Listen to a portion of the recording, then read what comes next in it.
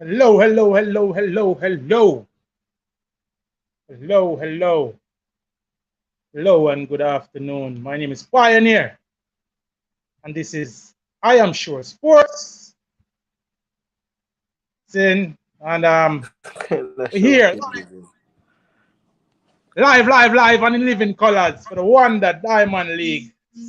Lausanne, Wonder Diamond League. I'm here today with my brethren, CC. I'm My going to brain. CC. There, man, what go on? Big things in the making, my brethren. Kind of a little informal setting, people, and I'm kind of on the road. But here we have to bring this one to you guys. We'll be having some more friends joining us later. We should be joined by the man Chris Lynch. Should also be joined by the man National. CC, the Wonder Diamond League. Personally, I have been even before I saw the program. I have been talking about this Diamond League, CC. Been anticipating what was to come on this Diamond League. I don't know if I want to remind the audience and the viewers that last year and this very Diamond League, there was a big clash between Shelley and Fraser Price and Elaine Thompson. Shelley actually ran her personal best on this Diamond League last year. I don't know if you remember that, CC. You recall that race? Yeah, man, I recall Um, that race. Shelley Is got it a not the blind same? off a start. Yeah, go Elaine ahead. was coming back. Shelley actually clocked 10.60 to Elaine's 10.65 per second. So ever since the last Diamond League, I've been previewing this Diamond League, saying that it was one of those that we were looking forward to. Before even knowing that Yeah, straight commentary. all three big Jamaican ladies would be turning up, Yeah, we man. spoke about the possibility of this big clash, and now we're here. We are here. What? This seems to me right now would be the ideal moment for Shelley to run 10-5 because you have Sharika, who is to me is improving every race. Because if you realize that with every big race Sharika run now, she lowering her PB in the 100. So so right now, Pioneer to I see it. Remember, Shelly has an inscription on her shoes. What is it again? 10-5 something. Yeah, What's the inscription? I'm not sure, but she has But one of those description, one of those yeah, man, she has inspirational like I think a inscription. 10-5-7 or something like that. Yeah, That she's thinking about. So she has say, oh, she want to get there. And I think the whole constant racing and thing, and then um we are not too sure where Elaine is at this moment in time because even though we know she wasn't on any farm and thing, we haven't really seen her outside the Commonwealth and those stuff. So I'm thinking a lot of persons are saying, yes, Shelly, because Shelly is what? Averaging 10-6 right now. yeah, But then again, if Elaine comes and is ready, we never know what can be pulled out of the bag. Because I think Elaine is just that Elaine needs to be running more 10-5s to solidify her thing. We don't really want a one half time. You understand, Pioneer? Like a one yeah, half time, it's going to weaken her conversation in terms of the whole goat business. Not that she probably cares about that. But we as fans need that, you understand? We as analysts need definitely. that because it add fuel to our conversations and it's what keeps the sport going. So I'm looking forward to seeing a 10-5, a 10-6, and a low 10-7. Because I think Sharika will run 10-7. I don't think Sharika is in the ballpark of these girls yet, but somebody's running 10-6 low and somebody's running It's 10-5 somebody high. running 10.6 and somebody running 10.5 today for you, CC. Yeah, man, somebody run. Fear my You people. can't. As And I say, I mean, it, I, I mean, I like a remote location and just trying to get everything up and yeah, running. and Outside of the 100 meter for ladies do CC, which is obviously the big show. There are some other marquee clashes on today. I don't know if you took a look at the program, CC, the entire program, but there are some other. By the way, let me welcome everybody in the stream. One big up to Donald Drummond who says, bless up, looking forward to your expert commentary. One said, big up to Preacher, Damian Hilton. Preacher, we expect to see you on the you know, preacher. As a matter of fact, as we talk about that, here is preacher. Welcome forward, preacher. Yes, sir. Welcome forward. Oh, Yeah, man. so Big up. A long time in the Pioneer Star. Where Pioneer go? yeah, my brethren, been busy, been a little busy. You know, been taking care of some matters. You know, it's summertime and we are taking care of some things. Taking care of the family too and making sure everything is good. Once I welcome forward to country, man. Preacher look like them all West Indian cricketer, you know, survive. the white shirt.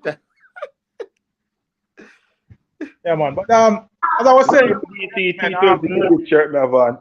Yeah, come me used to that SDC, you know what I mean? It's a SDC shirt. Yeah, SDC. T20. Me tell us, come can identify it look like cricket, man.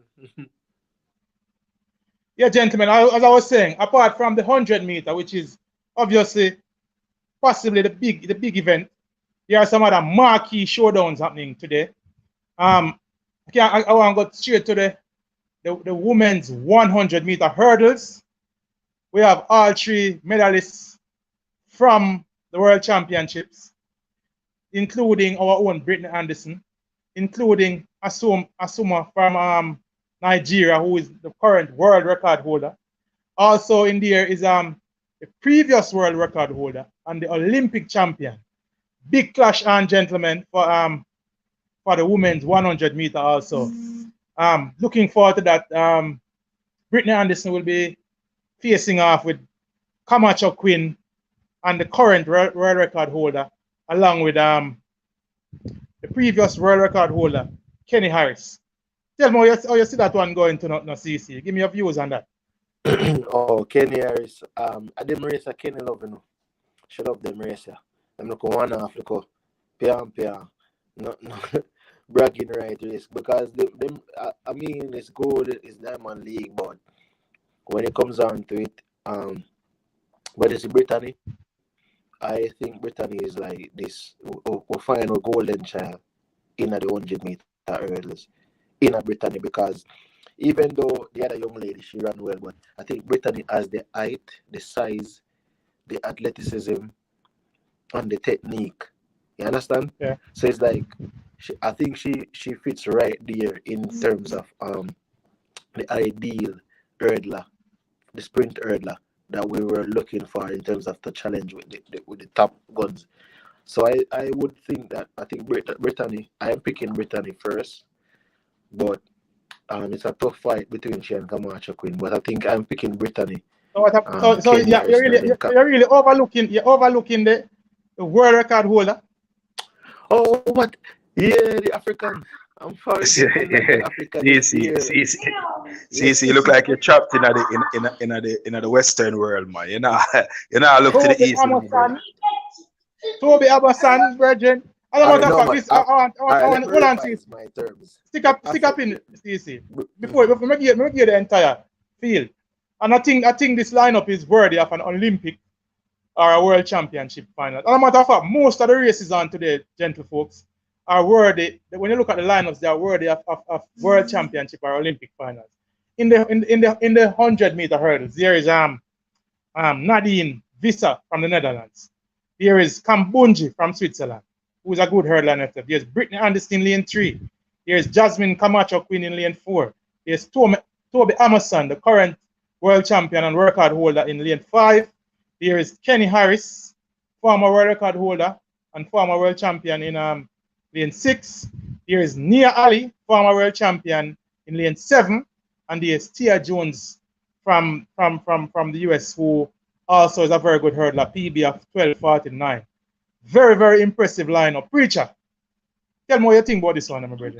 Yeah, I mean, I think this is the kind of race, and CC they are low to it. I don't know why I'm coming off it. You see, I think race Kenny Harris to get up for him. Yeah. When it come on to the Diamond League and a one-half race, Kenny Harrison tends to shine brightest to me. You see me? The Nigerian was at the Commonwealth Games and probably has run the most races of them all. But I still think that she should be there with Kenny Harrison.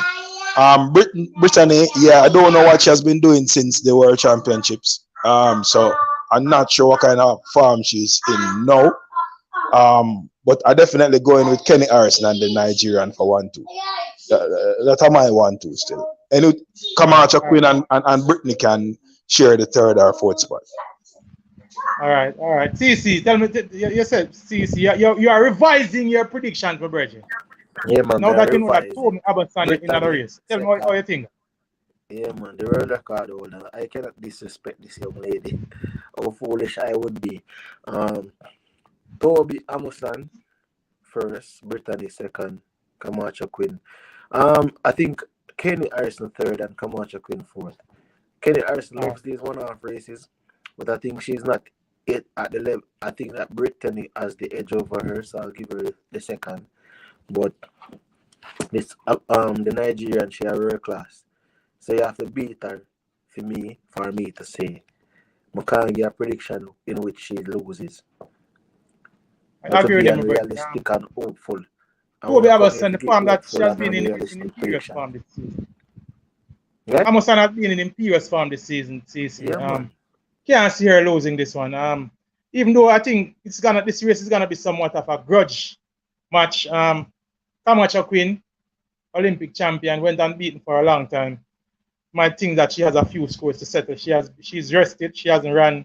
We haven't seen her much since the World Championship. So let's see how it. But this is a big lineup, people. We have 4 ladies who are in prime form and will be gunning for victory in this one. Countryman is saying, okay, Countryman, a big up winner preacher. He's saying nice putting a face to the name. He's also saying, Camacho Queen for him. Jeremy and Garden is saying Shelly, Elaine, and Sherika. That's the order. And that I agree with you, Jeremy and Garden. That is the order I have it into. One also say big up to Erwin Rodolph. He said, let's also encourage the other athletes to do well. All right, big up. Who wants to tell everybody who's on the stream? As I come on the stream, people. Hold on, CC. As I come on the stream, people, I ask if you like the stream. Share the stream and invite a few friends. We're going to be here while we watch along, and we are going to hear I give some expert commentary on all the races as they progress. Other big marquee showdowns on the program also, gentlemen. The 200-meter men. Again, we have Arian Knighton squaring off with Noah Lyles over 200 meters. Also included in this field, and this is another field, people, that is almost worthy of a world championship or Olympic final. We also have Michael Norman, who continues to come down from 400 meters. We also have the Trinidadian Jarim Richards, who I rate highly and has been very impressive. We also have the youngster, the NCAA champion over 100. You're checking out for a while. All right, not a problem, CC. We give thanks. Seeing Preacher and I will be here. So, we have Joseph Fambule in the lineup to Preacher. We have Alexander Akondo, who did well at the World Championships from Dominica. We also have our own Andrew Hudson, who will be making his Diamond League debut, representing for Jamaica. And we have Charles Dobson. But very, very, very interesting for me, Preacher, is that Knighton and Noah Lyles are drawn in lane 8 and lane 7, respectively. We have Knighton in lane 8 and Noah Lyles in lane 7. I think these are preference lane. I think this is by request. Knighton probably wanting the extreme outside lane so that he has very little curve to run, Preacher. And Lyles, obviously, wanting the lane right inside and Knighton. How do you see this one go, Preacher? Tell me what you think of the lane draws and tell me how you see this one going. Yeah, well, we know, I mean, when the taller the athletes are, the less curve inner lanes they want. So Knighton definitely might have gotten what he wanted. But everybody's running to catch Lyles. That's the reality. I mean, Lyles is the farm man in the race. Knighton, some may say he has flattered to deceive at big championships so far, but he's still very young. Still have a lot more in him. I'm impressed with Jaime Richards as well, the Trinidadian. If my memory serves me well, he is He was the 200-meter Commonwealth champion. Yeah, man. Yeah, he was. Right. So he's coming off a very good Commonwealth Games. So he should feature in the race. Norman is coming down from 400, but I think he might be out of class in terms of the pace of the race here. Because the race here have some man where I do some 1990s. You know what I mean? So it might really come really good for even feature. Definitely, I mean, Lyles, Jaim, Richards, Knighton out of lane 9 might be there. I would love to see how the Jamaican performs. He won the CSC, the CSC Games 200 meter champion. So I mean, his first major event for as a Jamaican. So really want to see him doing well on the circuit. Should be an interesting race, but none of them now beat Lyles, brother. And the man I complains that people keep comparing him with Usain Bolt. So he have a chip on him shoulder as well. You know what I mean? When I look at this danger in a preacher, I think we're going to see something special today now, because that's what I say. 9 is gonna go out. He's in lane 8, so he's gonna go out. And Lyles is gonna be trying to catch him off the curve. Obviously.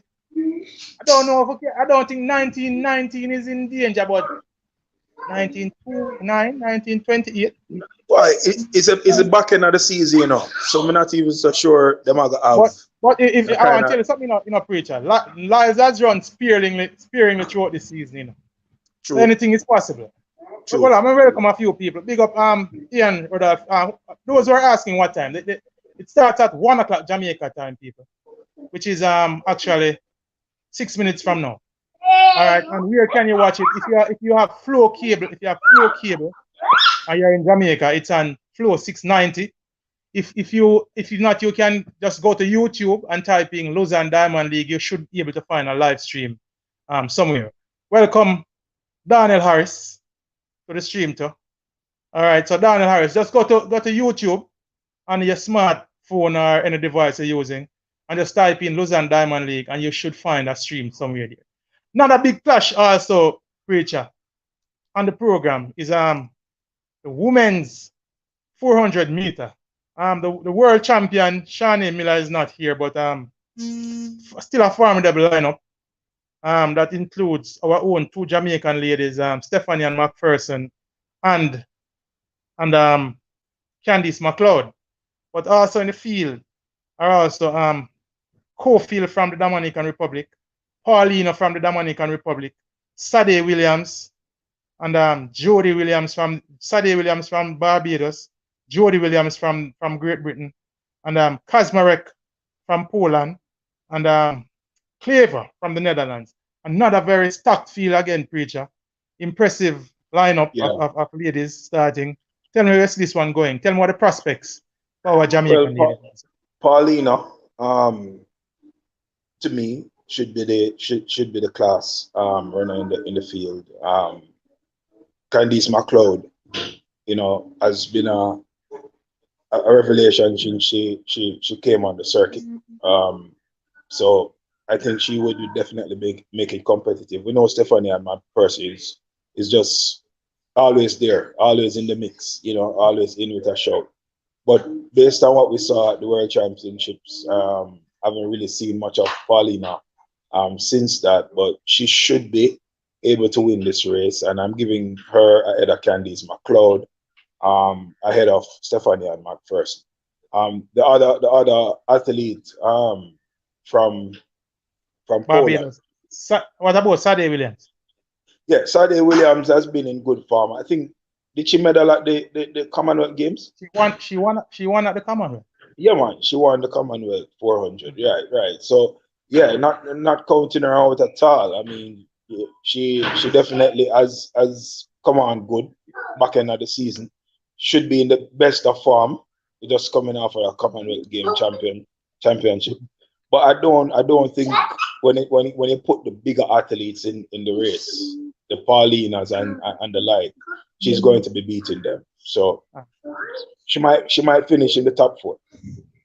All right. I have, for me, it's Paulina over Sade Williams, and I'm expecting Candice McLeod to feature somewhere there. But very good lineup. We could preview 2 other big races again to Preacher before the meet actually starts. Looking at the men's 110 110-meter hurdles.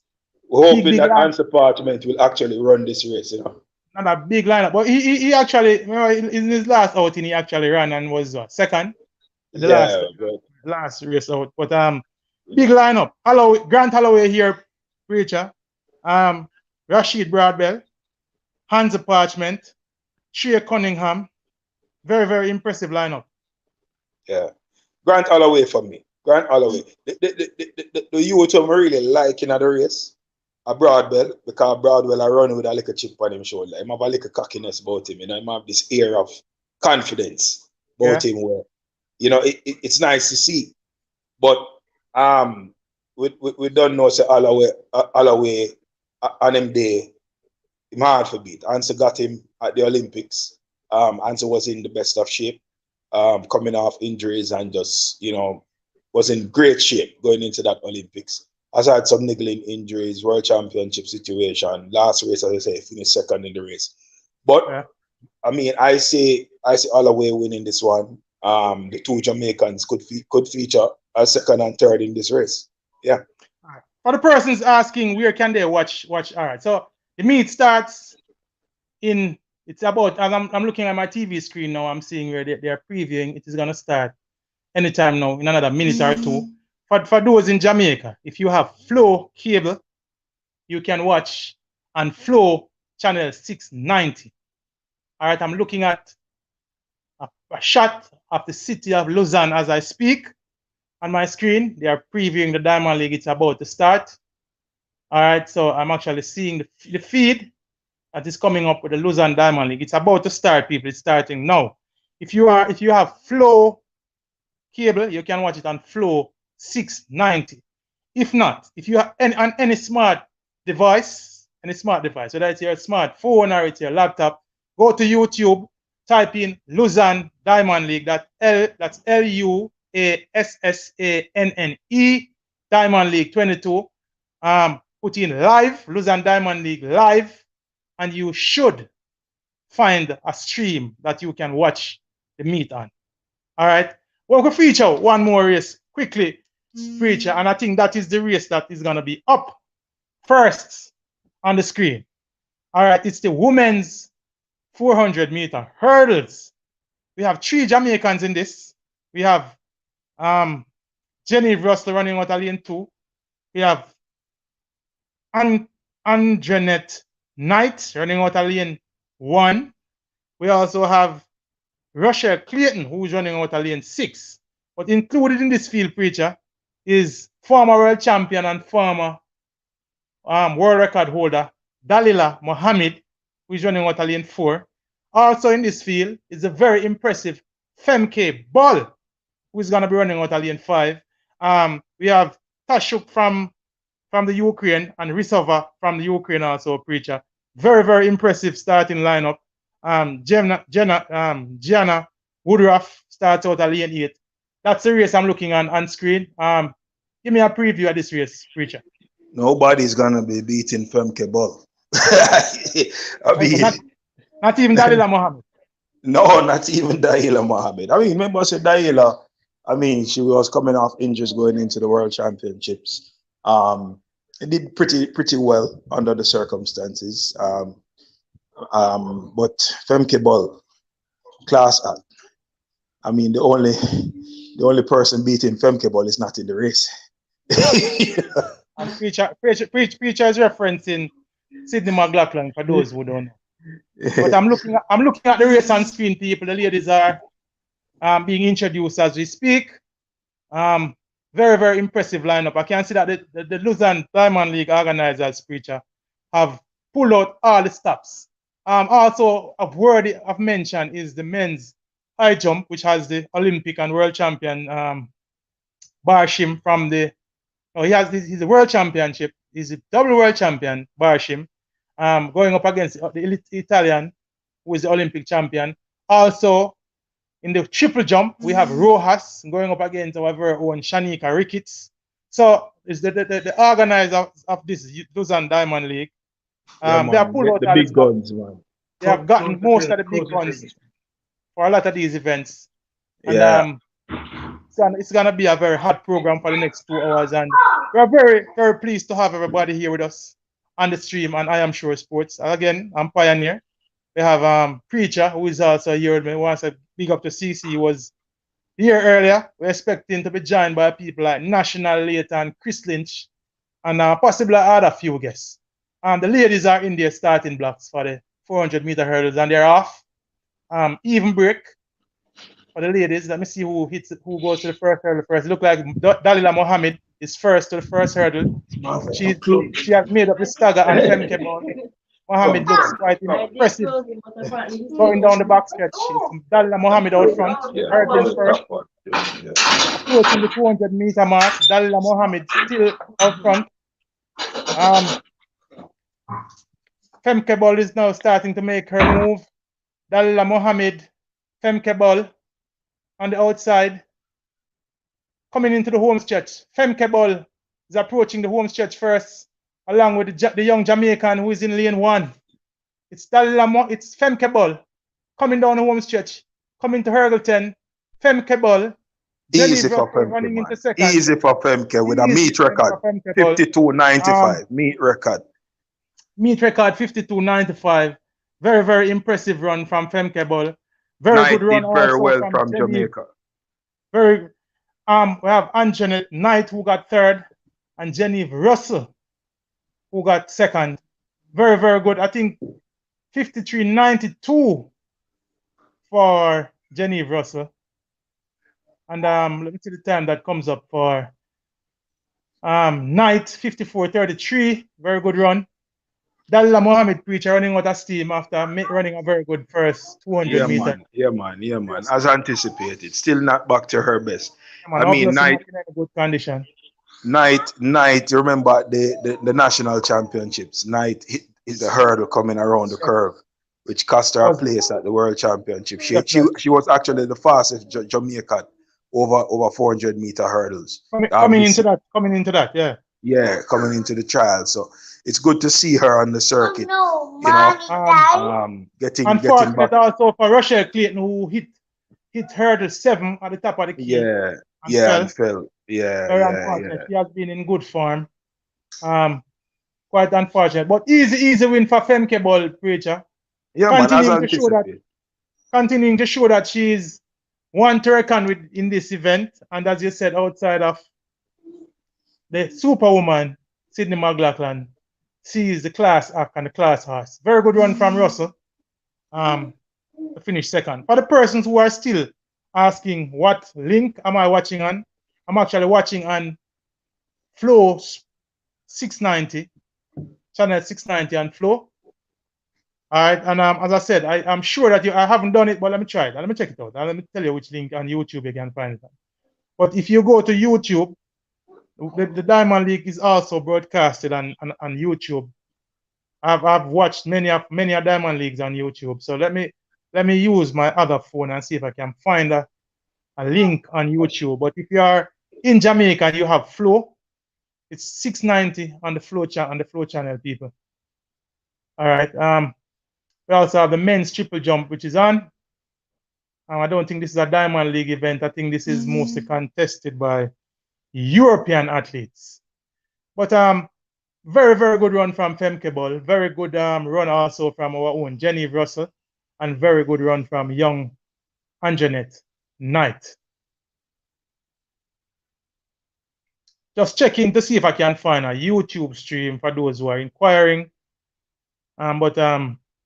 As I said, normally it's normal for the Diamond League to be broadcasted on YouTube. So let me go Lausanne Diamond League and see if I can find a link and recommend it to everybody on the stream. But very good run. Good to have everybody here who is on the stream with us. Welcome forward. We encourage you people, like the video as you come on. And share the video, share the link with a friend, share it with a co-worker. If you are in any groups, put it in a group so persons overseas can either follow our commentary or watch along with us and listen to our analysis of the races as they progress. All right, and feel free to drop a comment, people. All right, looking Yeah, for a I stream think for the Lausanne. Pioneer, I think Jamaica looks well in the four hurdles. We have a number of athletes who Definitely. are competing at the highest level, making championship finals. But when you have Femke, I have Sydney, I mean, at the level that they're at right now, everybody else is competing for third place. Delia is not at her best, and with she potentially coming back to her best, then we might struggle to medal, but we're still doing very well in the event. All right. So again, people, as I said, just type in. There's a live stream I'm looking at right now on my other phone, preacher. Sorry about that, preacher. There's a live stream. Just put in Lausanne Diamond League 2022 dash live stream, and you'll be able to watch it. Lausanne, Lausanne Diamond League 2022 live stream, and there's a live stream up as we speak. The men's javelin is happening, people, and it is also on the live stream, and I'm watching it on floor 6. I'm watching on floor 690. So just go on Lausanne Diamond League live on YouTube, and you should get the live link. All right, as you were saying, preacher, I agree with you that we are set up well in the 400-meter hurdles for women. We have the veterans who are there and the youngsters who are coming through. This is an event that Jamaica has a rich history in. When we go back to persons like our own Dion Hemmings, Melanie Walker, Melanie Walker, Riston and Tracy, the Tracy sisters. Very rich history in this event, and the history continues, preacher. We continue to see the youngsters like Young Wright coming through and doing well for themselves and doing well for Jamaica. All right, on track, we have 800 meter. It's not a Diamond League event, but it's on the program. 800 meter. Decent lineup. We have a couple of good contenders in this one. Namely, we have Johnson from the US. We have Wilson, also from the US. We have a couple of Africans in this race also. Not one of the Diamond League races, as I said, but a very good lineup nonetheless. Quick question, Pioneer, in terms of the leaders of the various events in the women's 100 meter, who is currently leading? I think Shelly is leading. Shelly is leading. Okay. Dependent on, I'm curious, preacher, to see if I think Sherika might be running the 200 meter at the Diamond League finals. Right. He's one of the leaders here also. I'm curious to see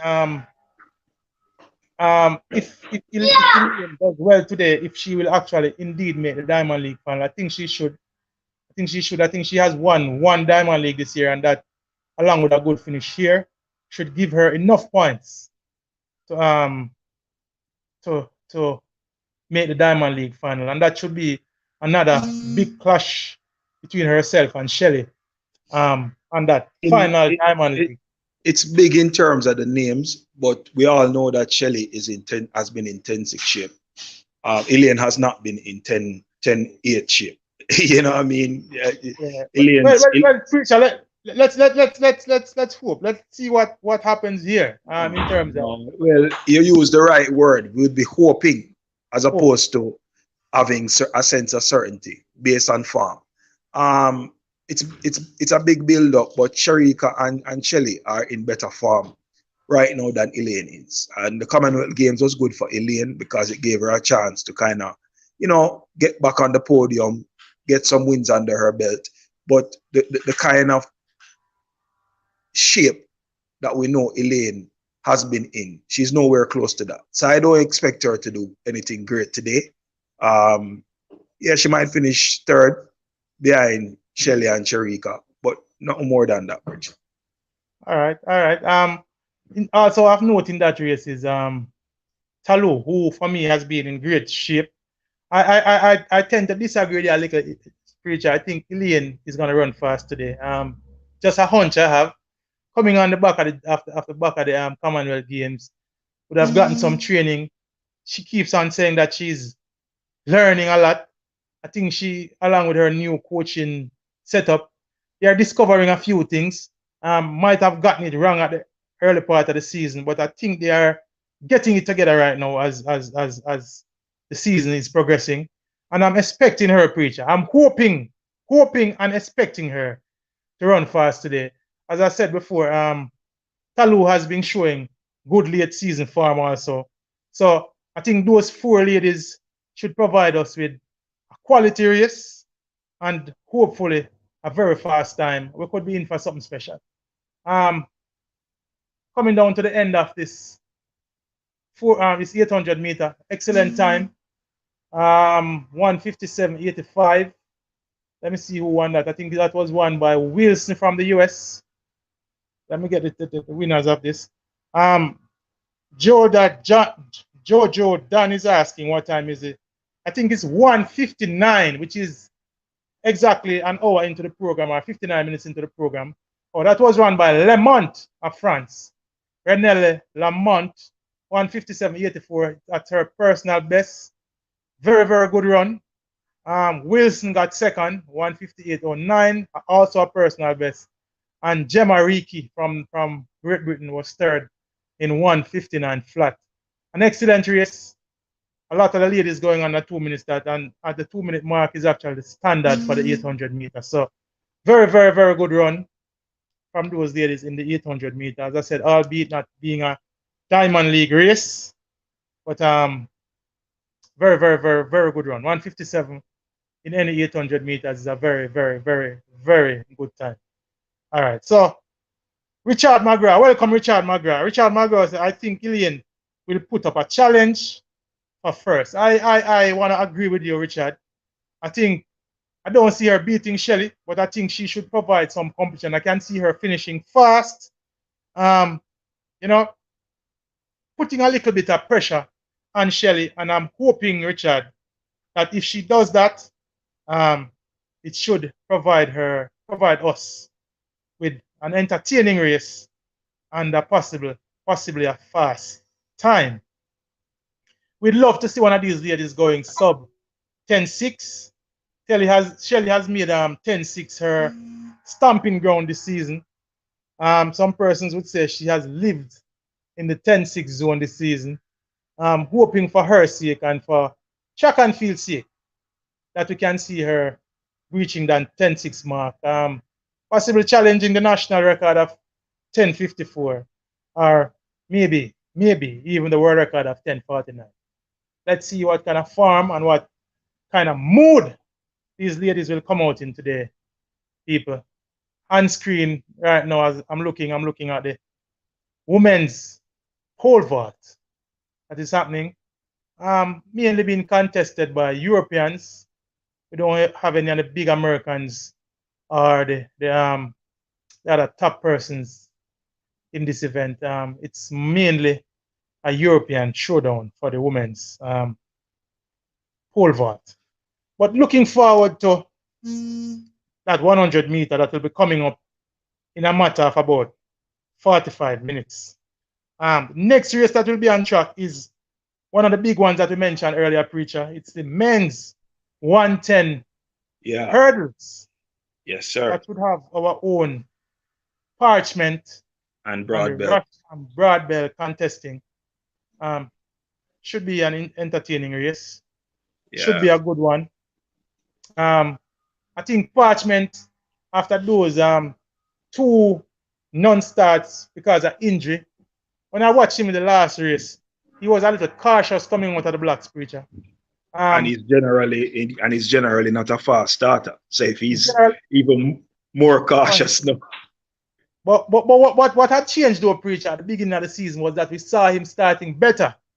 Yeah. And I don't know if it is those explosive starts that he has, these new explosive starts that would have resulted in him having these injury issues.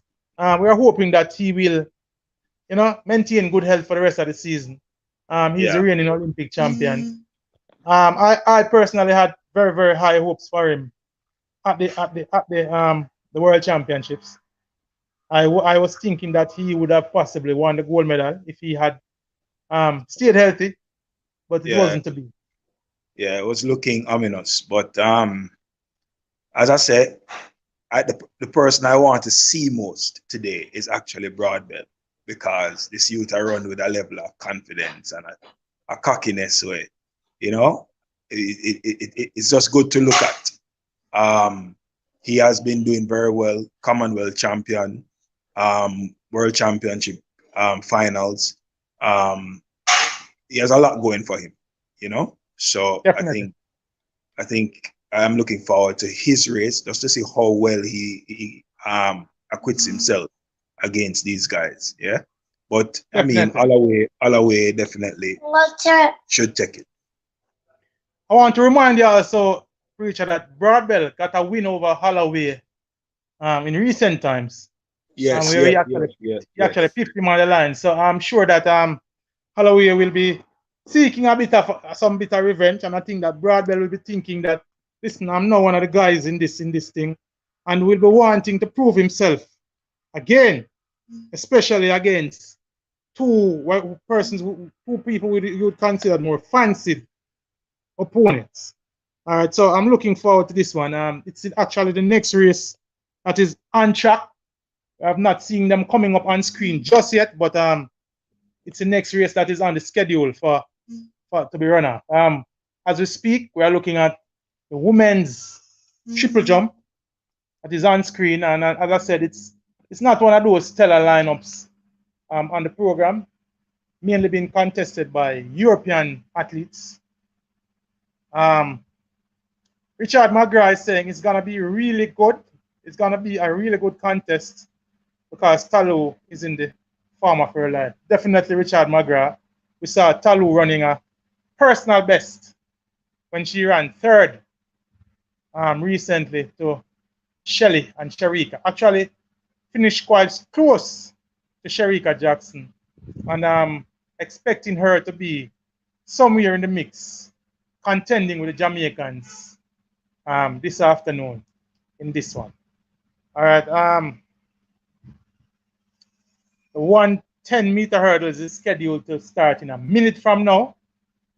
I have that scheduled to start at 1:22 as we Yeah, man, as I they're getting speak. the hurdle set up. The hurdles are being set up as we speak, so that those gentlemen should be on screen in a little bit a while.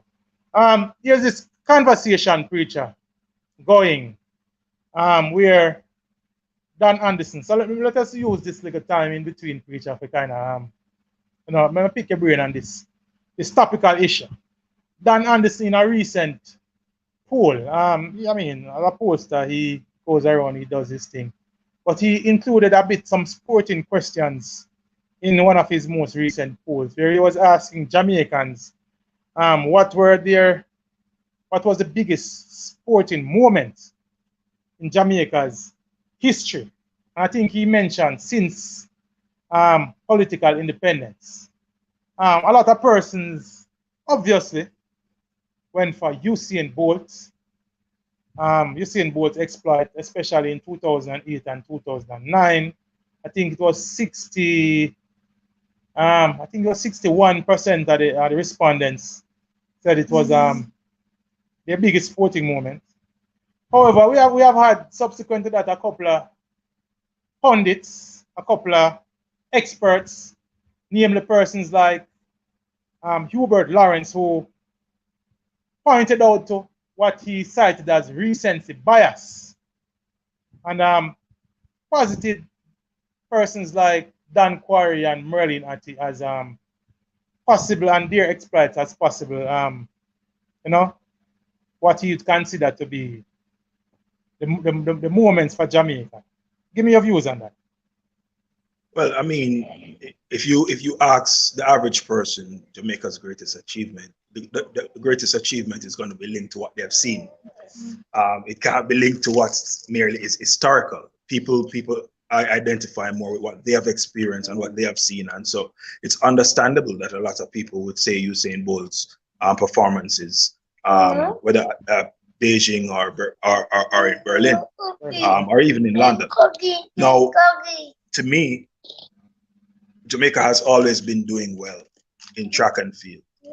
As a small nation, we've been punching above our weight. Donald Quarry, Bird Cameron, Herb McKinley, and the like. For me, our greatest achievement, to me, was what the bobsleighers would have done. Oh. Because bobsleigh is not. I mean, Jamaica is even not. even though we didn't win a medal, preacher, you said that is No, even though we didn't win a medal because of the degree of difficulty. yeah. Because I mean, Usain Bolt winning the 1 and the 2 and setting the world record. Preacher, It's historical. we're gonna pick up on that right after this. The men are in the blocks for the 100 for the 110-meter hurdles. Seeing Grant Holloway on screen, we have Parchment and Broadbell who are side by side in lane 5 and 4 respectively. Holloway is in lane 6. Martino Pascal Lagarde is in lane 7. And I think that is where most of the running will be happening. All right, in the middle of the track, people. We also have Trey Cunningham, who is in lane 3, who is very, very, very good. So lane 3, 4, 5, 6, and possibly 7 is where we are expecting the running to be happening. Set. Wow. That seemed to be again, you know, fast start by Parchment. Parchment look too Obviously. confident or comfortable. Obviously, not very comfortable in the starting blocks, preacher. Wanting that good start. Picking out, let's hope for his sake that this could be ruled a faulty start instead of a false start. Wow, Parchment is just having a torrid time this season, preacher. Coming out of the starting blocks. Whoa, whoa, whoa, whoa, whoa.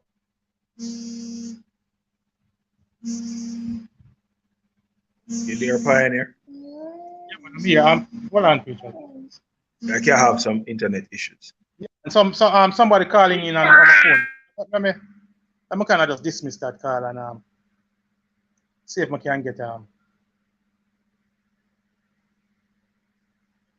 preacher. Let's just give the race from me, preacher. Okay. All right, so everyone, the athletes are back in their blocks. Parchment, it looks like it's been ruled a faulty start and not so much a false start. We have Parchment on screen looking like he's doing his pre-race mental preparation. So all athletes are back in the block. Grant Holloway looking as confident as usual. They're on their marks. And so we're anticipating, as we mentioned earlier, a very good race. Some excellent athletes are in this one. Hopefully Parchment can finish the race. So they're in their blocks. The starter has them in the set position and they're off. Clean start. Holloway is away. Holloway followed by Broadbell. Parchment is behind the field but making his late move. Holloway and Broadbell. Broadbell looks like he's going to take it from Holloway, and Broadbell springs another upset. I'm telling you, I like this athlete. I like Broadbell. He has a chip on his shoulder. Second place to Cunningham. Holloway started well, faded over the last 2 hurdles.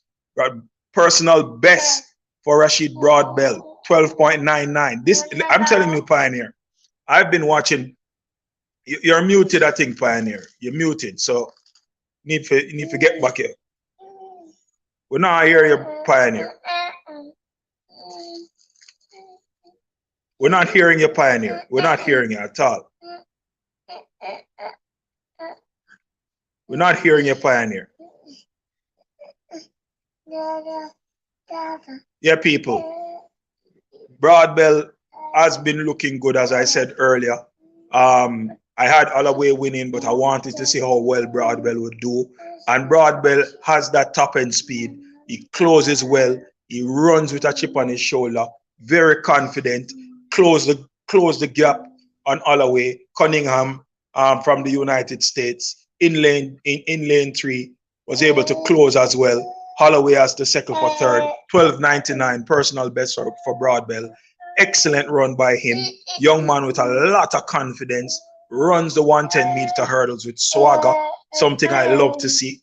And so always looking forward to his races. This young man is a world beater. This young man is one to look forward to. Because I'm telling you, people, he has that chip on his shoulder. He has that confidence. He has that cockiness. And it augurs well for him going forward. Yeah, man. So it's Broadbell from Cunningham. Broadbell from Cunningham. From Holloway. And we have Answer Parchment finishing in third position. In fourth position. In fourth. Wonderful race. Wonderful 110-meter race. When you do a personal best at this time of the season, it's a great thing. So Rashid Broadwell is setting up himself well for Sportsman of the Year, because not many people are in that conversation right now. But he's a Commonwealth champion, and this is his second Diamond League outing, I think, where he has won. So he should be in the final, and anything can happen there because he's in the form of his life. We have lost Pioneer briefly. Sure, he's gonna come on, but Cardigan Pen, Elaine is the best in the world. I believe she set up those girls. Elaine is deadly. She will win. Big up to all the Caribbean people. The BVI just won 2 gold in the 400-meter hurdles.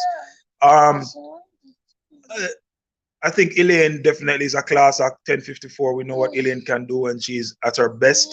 But right now, Elaine is not at her best. And so I am personally not expecting her to upset Shelly. Or even Sharika at this level. But let's see. Stranger things have happened. It's sports, it's the world of the unpredictable. We have the men's javelin on screen. Neeraj Chopra, the athlete from India, is longest throw 89.08 thus far. I think this will be his third attempt. High throw, not as impressive as 89, somewhere in the region of 81, 82.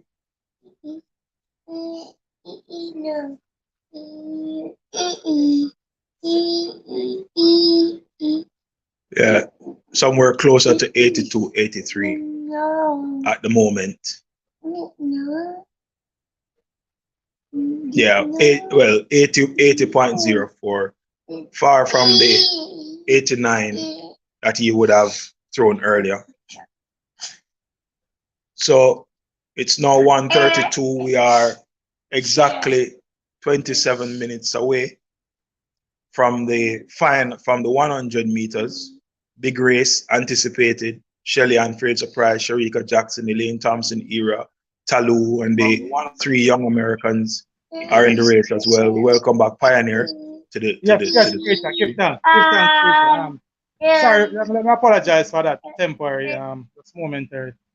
No, using a phone, and some persons keep calling in on the phone sometimes. It disrupts the stream a little bit. Yeah, man. I was hearing you while I was speaking to his credentials and him making a case for being Sportsman of the Year, and I'm totally in agreement with your preacher. After this, definitely I agree with the Mike and them that Broadbell is creating some waves, breaking that magical 30, beating his much fancied opponents. Tell me what you think about this preacher. And this is an observation. Grant Holloway is proving to be somewhat of I don't want to call him a choker, but he's proving that it's the final parts of his race. And we can go back to the Olympic Games last year. And we can even go back to that race that Broadbell kept him on the line earlier in the season. He tends to feel at the end of the race, this preacher. I don't know how you see that, but this is something that this is a problem that obviously he has had for some time, and it keeps on popping up, in his races. Last year We saw Parchment gaining on him from the first round to the semis, and then beating him in the finals. And this year we saw Broadwell doing it to him. And here again, he was clearly out in front, and Broadwell came and caught him at hurdle 9 and went over hurdle 10 and went away from him. He actually finished third. Well, I'd love to look back at the race because I think his form, his technique kind of got a little bit choppy over the last 3 or 4 hurdles, which allowed Broadwell to get back at him. The hurdles are technique first, keeping your lips low, keeping your body tight as you go over the hurdles. Clearly, Broadwell's strength is. All right, yeah, preacher. One second. Preacher, I realize you have your son with you. So let me continue while preacher attends to his son. Yeah, man. Broadwell for me, proving to have some challenges. When it comes on to that final 2 hurdles. As I said, we saw it last year at the World Championships, and it is evident it has shown again twice this season. Once when he was picked by Broadwell earlier this season, I think it was in the meet in Hungary, and we have seen it here at the Lausanne Diamond League where he was clearly out in front, experienced some trouble at hurdle 9, got caught by Broadwell and was passed and was soundly beaten by Broadwell. Broadwell won that race going away and with some distance between him and the rest of the field. So very impressed by Rashid Broadwell. 2 or 3 seasons ago he promised, he showed his promise, and now he's fulfilling his promise. And a keynote for people, Broadwell also trains out at the elite camp that has Shelley and Fraser Price. So obviously, Coach Ronaldo Walcott and his team doing some good work with the elite group. We now have people like Kemba Nelson, who have recently joined the elite camp. I'm sure that will argue very well for the young lady, and I'm looking forward to great things from her. On screen, we are seeing the men's 1500 meters, people. We have a champion here, Jakob Ingebrigtsen, somewhat of a superman in the sport, got beaten at the World Championships, much to the surprise of many. But he's obviously the class of this field, and they're on the started orders and they're off. But I'll continue to talk about the 110 meter hurdles while the men are contesting the 1500 meters, and I'll get to that race when it comes closer to the end of the race. All right. Inconsistency by Holloway. Obviously, a class hurdler. Obviously, this is a man who has run 12:84. This is a man who has gone within shades of the world record.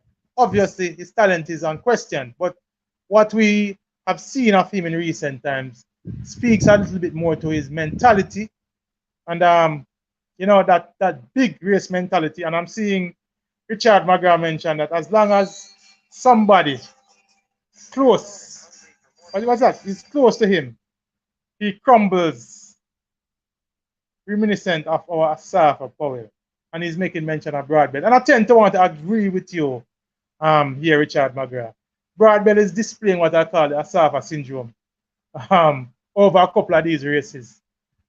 Tends to tighten up, lose his form, and have trouble at the last 2 hurdles whenever there is somebody who is close to him in these races. All right. But it's great for Broadwell. It's great for Jamaican 110 hurdles. Imagine we have a Omar McLeod who is not even being featured right now. We have a Hans Parchment who is the Olympic champion. Omar McLeod is the former Olympic and former world champion. And here comes Rashid Broadwell on the international scene, making waves. We also have people like young Thomas in the wings, along with a lot of others just waiting in the wings. A very, very good event for Jamaica, the 110 hurdles at this time. Very much like we are doing in the 100-meter for women. We are showing that we have great talent, a great talent pool in the 110 hurdles. All right. Also showing good form in the 100-meter hurdles for women with people like Brittany Anderson and Megan Tapper, Daniel Williams, and former world champion who is also there. All right, so once a welcome to Claude Murphy. Claude Murphy is saying Shelly is not in the starting lineup unless that is something recent. Claude Murphy, unless that is something that has occurred recently. I don't know if you're looking at a recent starting lineup, but since I've mentioned that you have welcome Terran Wright. Terran Wright, I hear that Omar has gone back to his old coach, which would serve him well, Terran Wright, because since leaving his coach, he has obviously lost form and has come apart quite a bit. I'm checking what you're saying, Claude Murphy. I'm checking if it is indeed true. I'm pulling up the starting lineup as we speak. But it would be good for Omar McLeod if he went back to his old coach. Coming into the home stretch at the 1500-meter, Jakob Ingebrigtsen running away with this one, winning by 7 or 8 meters. Actually running a world lead of 329.05. Very good run by Jakob Ingebrigtsen, winning in a world lead. This man, as I said, people, I have him as one of the supermen of world track and field. Very good run. We have Kipsang from Kenya, who has finished second in a season best of 329.93, and Max Swain from Australia,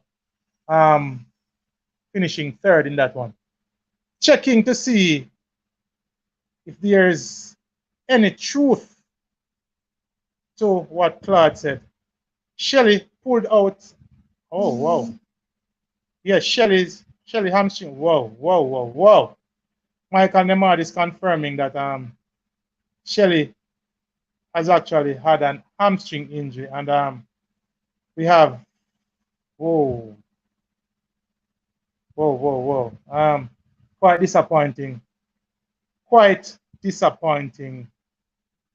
anticlimactic. Also, whoa. Quite anticlimactic and very disappointing to know that Shelly has actually pulled out of the women's 100-meter. I guess that opens the field now, and let's see what our other two Jamaican ladies will have to offer in this one.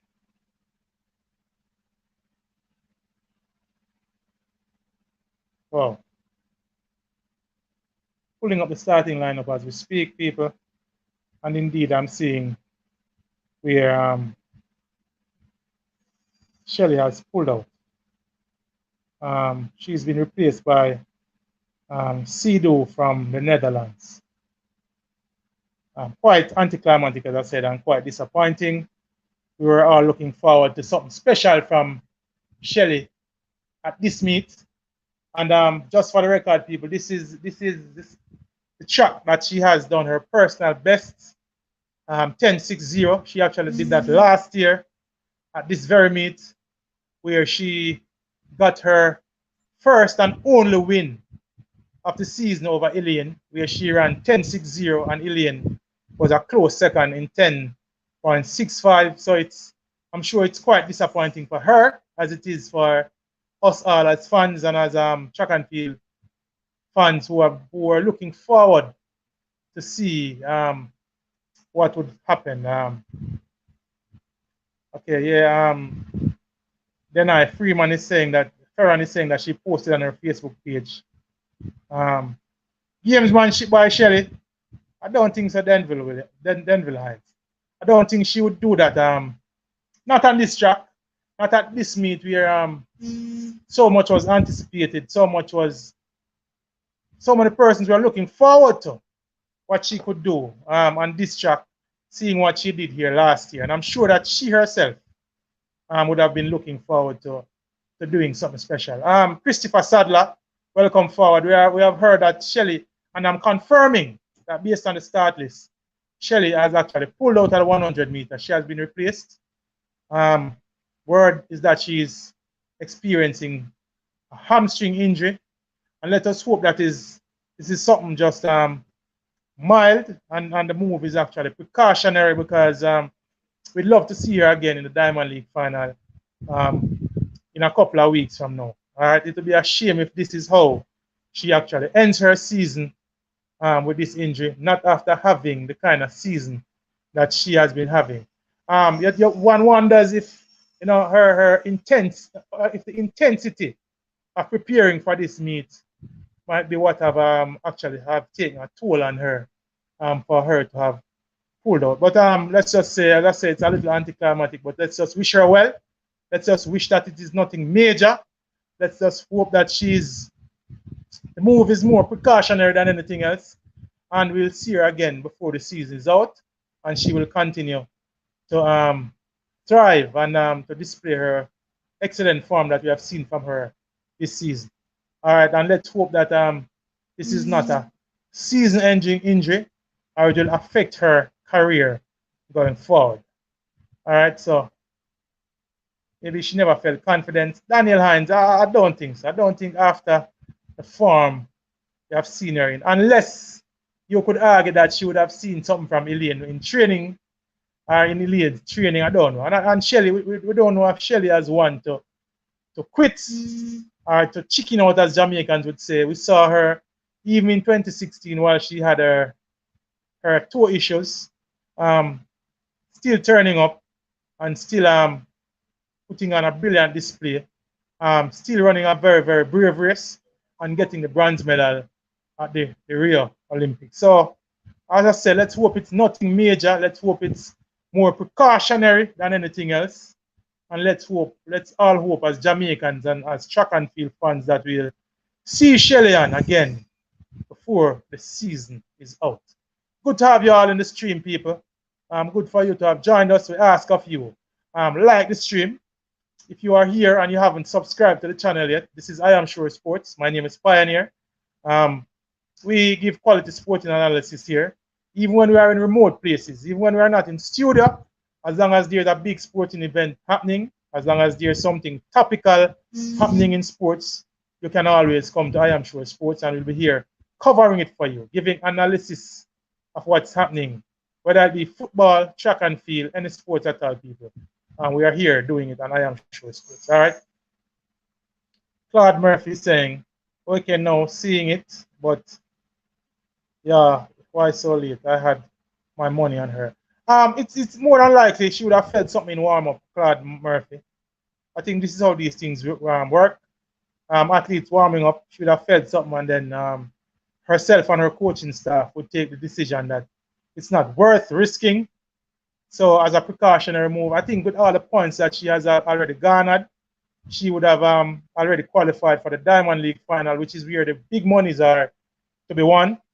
And she is at a ripe age of 35 by sprinting standards, looking to prolong her career into next year, Budapest, and obviously trying to keep herself in form for Paris 2024 at the Olympics. So more than likely a precautionary move and not wanting to risk anything. So let's hope that she rests, recoup, and we'll see her again before the season is out. All right. For information, I had some discomfort in my hamstring. Oh, and I think this is the post she's posting. He's posting here from Shelley. In my hamstring a couple of days now, and unfortunately it doesn't seem to be getting any better. As a precaution, my coach decided not to risk it at this point. And that's the same thing I'm saying. Obviously, this is something that has been there for a little while. And I want to thank you to Danai Ferran for the post. And this is all I thought. It's a precautionary thing. Wouldn't want to risk. It's a hamstring, and hamstrings can be devastating. It could be season ending if she should push it and aggravate it more. So we give thanks that it's precautionary, and we give thanks that she's doing what I consider the smart thing. Looking at the women's 3000 on screen, a little skirmish there, including Hassan from the Netherlands. Big championship performer. Still quite a bit of running to be done in this. When it comes closer to the end of the race, we'll give we'll give the commentary as they come into the home stretch. All right. Once a big up in Denver Walker. Big up my brethren. Saying we give thanks. Would this affect her money at the event? There's an appearance fee that is for people like Shelly, and there's also prize money. Obviously, she would not be in for the prize money. As to the appearance fees, she would not have appeared at the event. So I'm sure that maybe at least a portion. She was at the press conference. She spoke at the press conference, and that would have been promotion for the event also. I'm not sure of the exact details of how these things work, but I'm sure that maybe she might have, having not turned up at the starting line, she might, might have have to forfeit at least a part of her appearance fees. All right. But this is Shelley and Fraser we're talking about. I'm sure she have made loads and loads of cash and will continue to make loads of cash in track and field. Just unfortunate, just a little bit disappointing for us as fans. And as I said, a little bit anticlimactic because there was a whole big build-up going into this Diamond League as to what we could expect from her, considering this is the track that she has her PB on. Ilian being recently minted as Commonwealth champion, possibly regaining some amount of confidence. We were looking as to see how much of a challenge she could put up. Sharika running a PB in her last race, looking forward to what she would have in store. And as I said, Talu also, like Elaine, showing good late season form. So we were looking forward to see what Shelley had to offer and how these other ladies would contend. With Shelley out, I guess some persons argue that no, Sharika would be considered favorite. Give me your views in the comment section. I want to give thanks to Linnell Sims, who is telling me that I'm providing good analysis. I will give thanks to Noel. Good to have you with us, my brethren. Always good to have you. Grant isn't a fighter when the race gets close. I agree with you, Terran, right? Grant Holloway is proving to be. I don't like. Well, it's considering that he's the world champion and he's a two-time world champion. It might be a little bit unfair to call him a choker, but he has in a couple of races, the Olympics, namely the Olympics last year, as well as the last two races we have seen between himself and Broadwell, shown, at least I would say, show vulnerability coming over those last two hurdles and has been beaten by Broadwell, who many would consider a lesser hurdler than himself. In this race, he actually finished third. He was also beaten by Trey Cunningham. A little unfortunate for Hans Parchment. Had a little misfortune at jumping out of the blocks before the start has gone. I think that would have affected him mentally. He finished fourth, a close fourth to Grant Holloway. But let's hope Hans keep on getting it together. Spirited finish in the women's 3000. See where Sifan Hassan is being run out of it. Monson from the US and Chibet and Nayum Saba coming on the line. Nayum Saba finishing in a late burst for the win to defeat Monson from the US in the women's 3000 meters. And for those who are watching, let me remind you that Nayum Saba is one of those ladies who the IWF, the World Athletics, ruled ineligible for the 800 meters. She's actually from Burundi. She was ruled ineligible for the 800, the 400 or the 800, and was told that she had to run either the shorter sprints or the longer distances. See her here going over 3,000 meters. Spirited finish, clipping Monson from the US for the goal. And in a meeting record also, Sifan Hassan being run out of it into fourth. Hassan had a little incident where she actually hit the curb wall early in the race. Very spirited finish from Nayum Saba, running from out a third, running past Chibet and pipping Monson at the line to take the win. Very, very good finish. 8:26.80 to Monson's 8:26.81. And the world athletics people continue to have issues, or will continue to have issues, with these athletes that they consider to be high testosterone athletes, whichever distance they have put them over. Looking at this, seeing a bunch of personal best and season best in this women's 3,000 meters. Where are you watching this event? We're watching it on and this is Zanepad Kitson. We're watching it on Flow 690 if you are in Jamaica or you're somewhere in the Caribbean where you have Flow cable. But if not, you can go to YouTube, same YouTube that we're on here. Just type in Lausanne Diamond League 2022 live stream, and you should be able to see a live stream. On screen, I'm seeing the women's triple jump. Just saw a very, very good jump from Yulimar Rojas, who is the Olympic and world champion, and also the world record holder. That one looked close to 15 meters or a little above.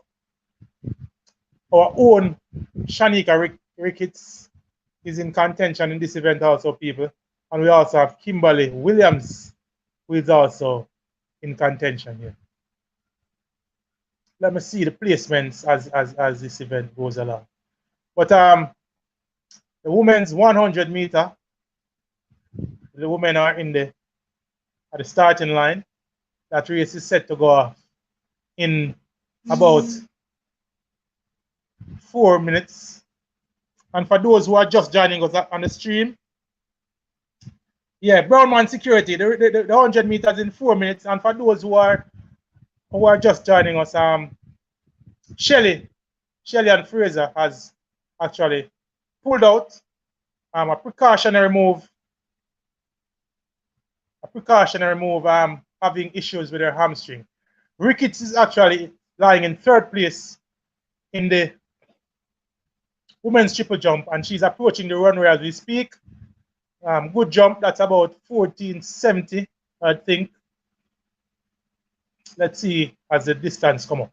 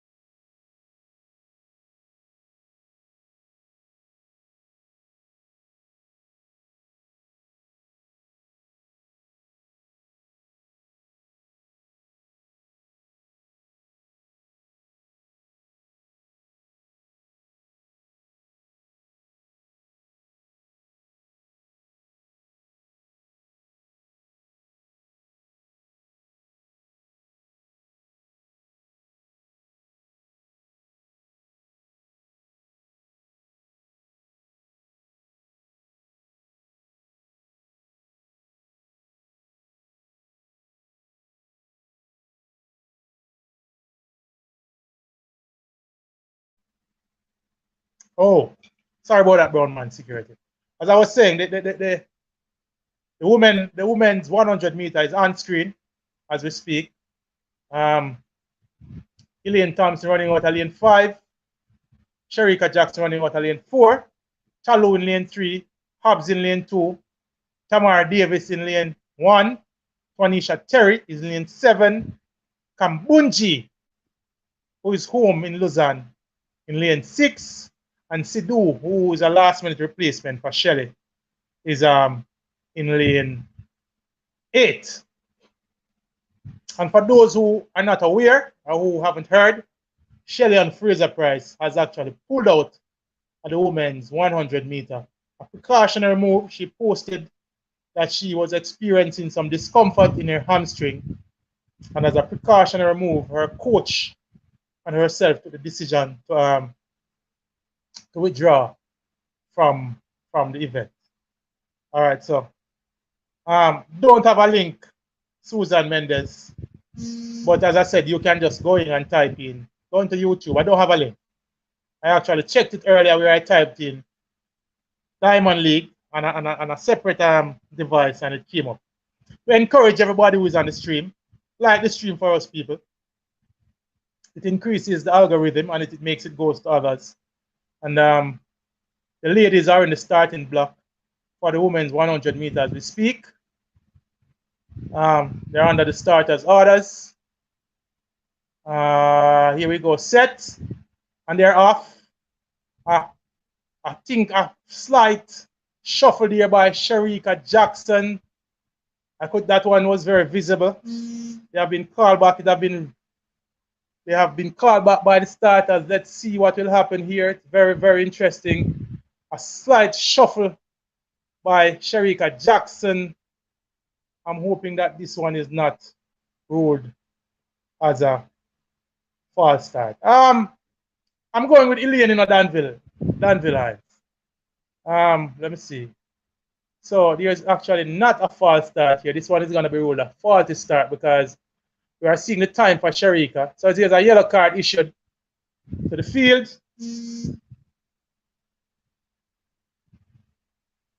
You're not hearing me? You're not? Yeah, so you're not hearing me, people? Yes, no sound. No sound, no sound, no sound. People, tell me if you can hear me. Tell me if you can hear me. If you can hear me, just put a thumbs up in the thing. I'm muted. Wow. I don't know why I'm muted. I don't know. Tell me if you can hear me, people. Tell me if you can hear me. Tell me if you can hear me. Can you hear me? Okay, Richard McGrath is saying loud and clear. All right, thank you, Richard McGrath. Okay, give thanks, Danberg. All right, so the ladies are under the starters orders. Again, ladies and gentlemen, that one was ruled a faulty start. To answer your question, I'm going with Elaine Thompson for this one. Let's see what happens. Oh, and this time it's Elaine Thompson who is out of the blocks. Before the start has gone, another faulty start, people. Another faulty start. This time it's Elaine Thompson. Obviously, nerves. The nerves are getting to these ladies. Wow. Nerves are getting to the ladies here, people. Elaine Thompson was out, obviously, before the start has gone. And let us see how it will be ruled. I'm sure that the starters would not like to put any damper on this event by ruling a false start. And this was a clear and obvious false start by Elaine. She was out even before the starters gun went anywhere close. It's a minus 0.57 start. I'm hoping for her sake that this will be ruled as a faulty start, people. Obviously, nerves are getting the better of these ladies, and a red card is going to come out for Elaine. She has been disqualified from the race. Another anticlimactic move again. Whoa. So disappointing for this to have happened. Elaine Thompson has been ruled to have false started. She was out long before the gun went off. So anticlimactic, coming on the back of an injury to Shelley and the injury or the withdrawal of Shelley for injury. Now we are down to 7 starters. And I guess this answers the question, who now is the preemptive favorite? And now we'll have to look at Shericka Jackson. So Elaine Thompson is out, people, and Shelly-Ann Fraser is out. We're down to 7. Very, very, very, very, very, very, very anticlimactic. Very anticlimactic and very disappointing. And I'm seeing Countryman here is saying, conspiracy theory. Country, what is a country? Conspiracy? Well, I don't know if it is country, but I know that it's really disappointing for the track and field fans. This time we are off to a better start. Talu is out. Here is Shericka Jackson. Tanisha Terry out in lane 7. Here comes Shericka Jackson. It's Whoa! And this one looks like it's Aliyah Hobbs who have gotten the win in 10.87. 10.87. It looks like Aliyah Hobbs got that win. Shericka Jackson looked to have been third. Second, she has been given second in 10.88. Aliyah Hobbs have stolen this one, people, in 10.87 over Shericka Jackson in 10.88. Quite the story. Quite the story, considering all the expectations for this race, pre-race. I don't know what was happening here, people, but this, wow. I'm leaving this one to the statisticians and the analysts and the writers to analyze everything that happened. Talu got third in 10.89. I'm leaving this to the statisticians and the writers and the analysts to say what would have transpired pre-race, before the starting, and during this race. But Shericka Jackson obviously did not get up for this one. Hobbs was out early. Shericka tried making her move, but Hobbs held on for the win. Shericka looked a little casual at the end, people. I don't know what this was, but she looked really, really casual. And I'm asking those who are watching, give me your comments. Is it me, or did Shericka look a little bit casual at the end of this race? Obviously there was no effort to finish with any fervor. I'm agreeing with you, Danville Hines. Looked a little bit messy. Quite anticlimactic. I guess there'll be a whole lot to digest and to diagnose after the meet is over. But we'll get to that in due time. But as it stands right now, yeah, man, I agree with you, Denville. She looked really ordinary. There obviously was no push at the end. There was nothing in her trying. You didn't see an effort. Actually, if you ask me, I think she possibly backed off a little with 5 meters to go. So very anticlimactic, considering how highly anticipated this Diamond League race was, and all the predictions and all the permutations that were being put forward before the race actually was run. But as I said, we will get into this post-meet as to exactly what transpired and what we think were the real issues in this one. As we speak, the men's high jump is on screen. Josh saw Martessa Barshim, and we're seeing Carr. We're seeing Carr from Australia, and Tamberi, the Olympic champion, just failed. Let me see what height they are contesting. But Tamberi is obviously out.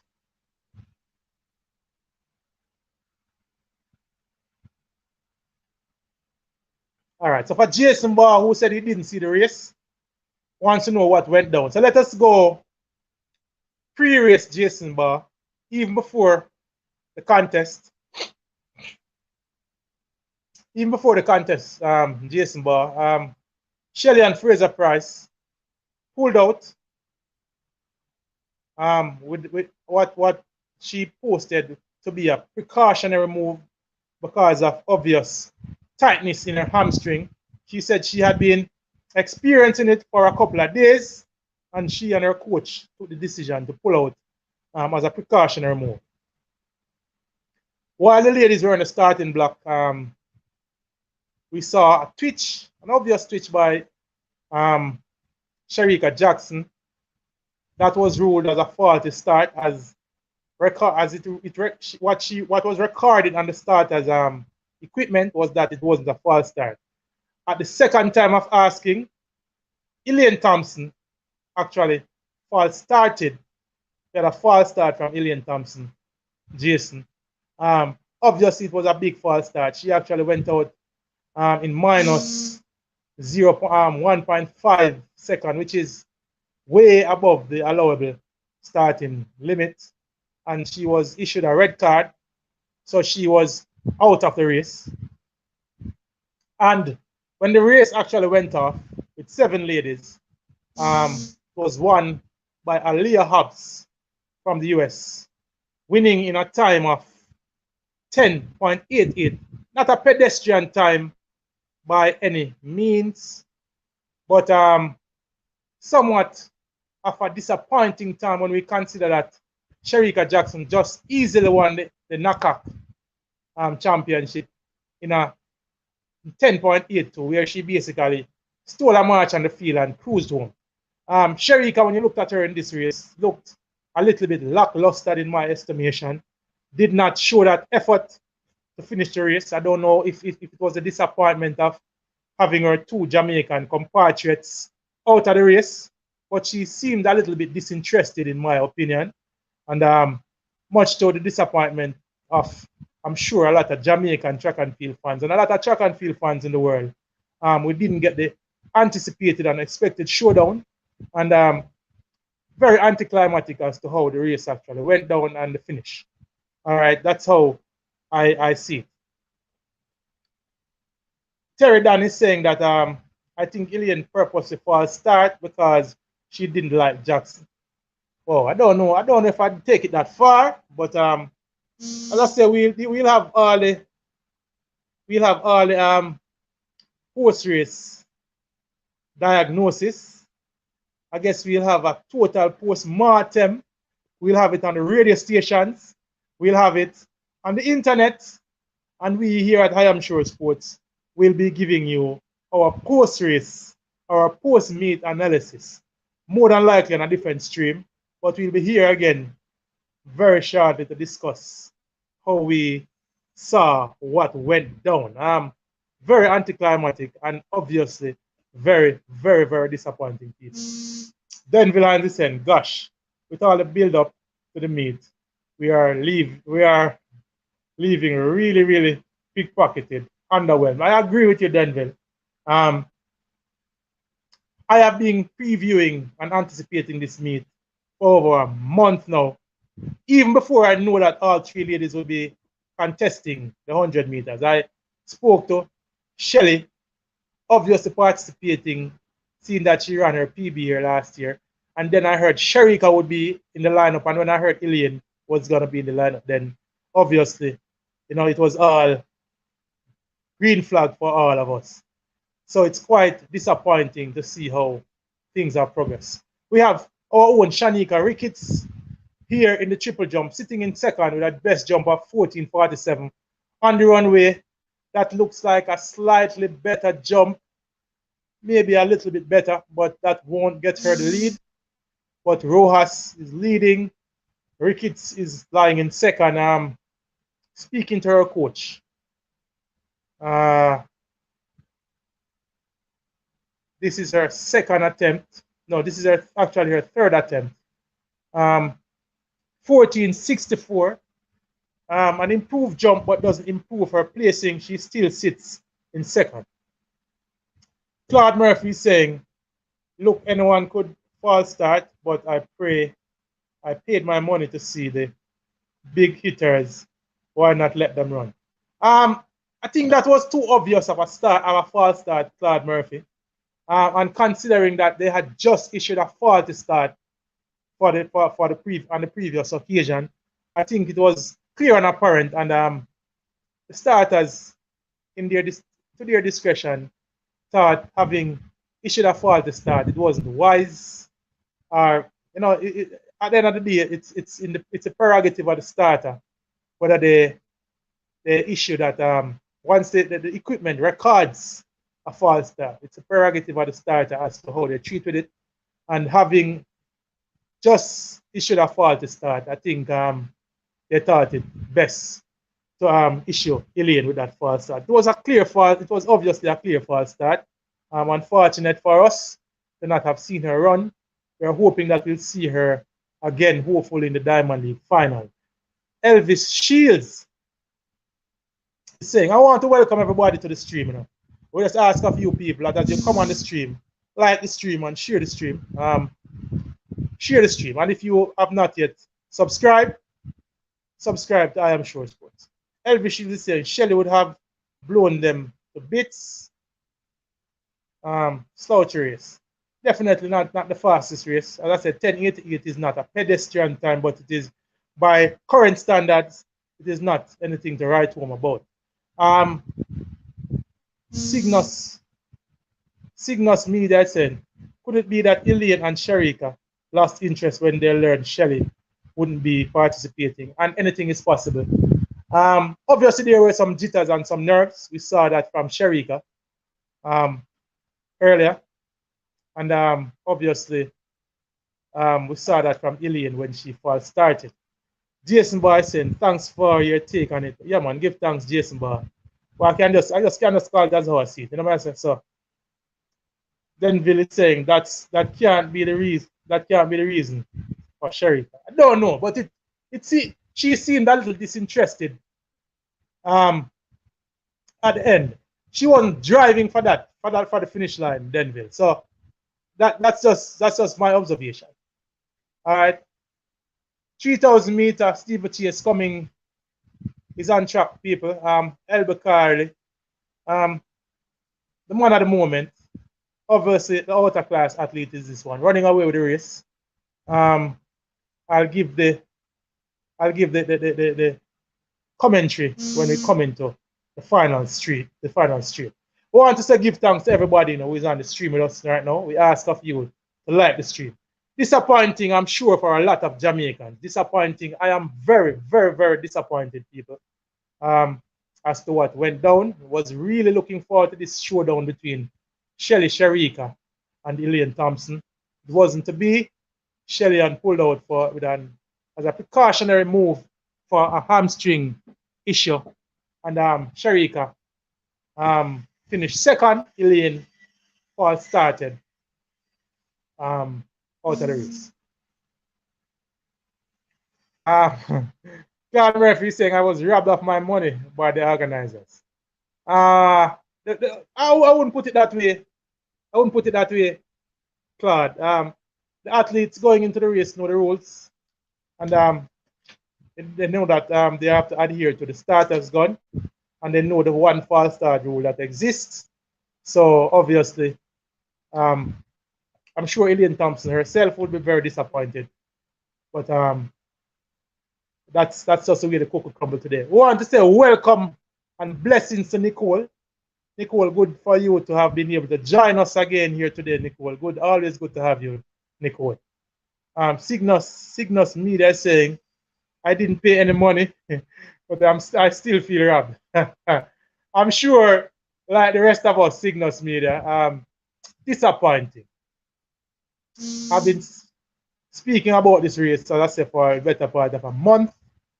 All week I've been anticipating this race, but it wasn't to be, people. So let's just look forward to the next one, which is actually the Brussels Diamond League. And then we have the Diamond League finals, which will be in Zurich, and that's a 2-day event. And let's just hope, I think in that one we might see Sharika running the 200, but let's just hope that we might have a showdown between Elaine and Shelley. In that, let's hope that Shelley's hamstring issues will subside. She'll be in good form, and we'll see her in the Diamond League final. El Bakali winning the 3,000 meter steeplechase. A Mary of Ethiopia in second, and Bet of Kenya in third, with a season best of 8:12.08. El Bakali winning by a canter in 8:02.48.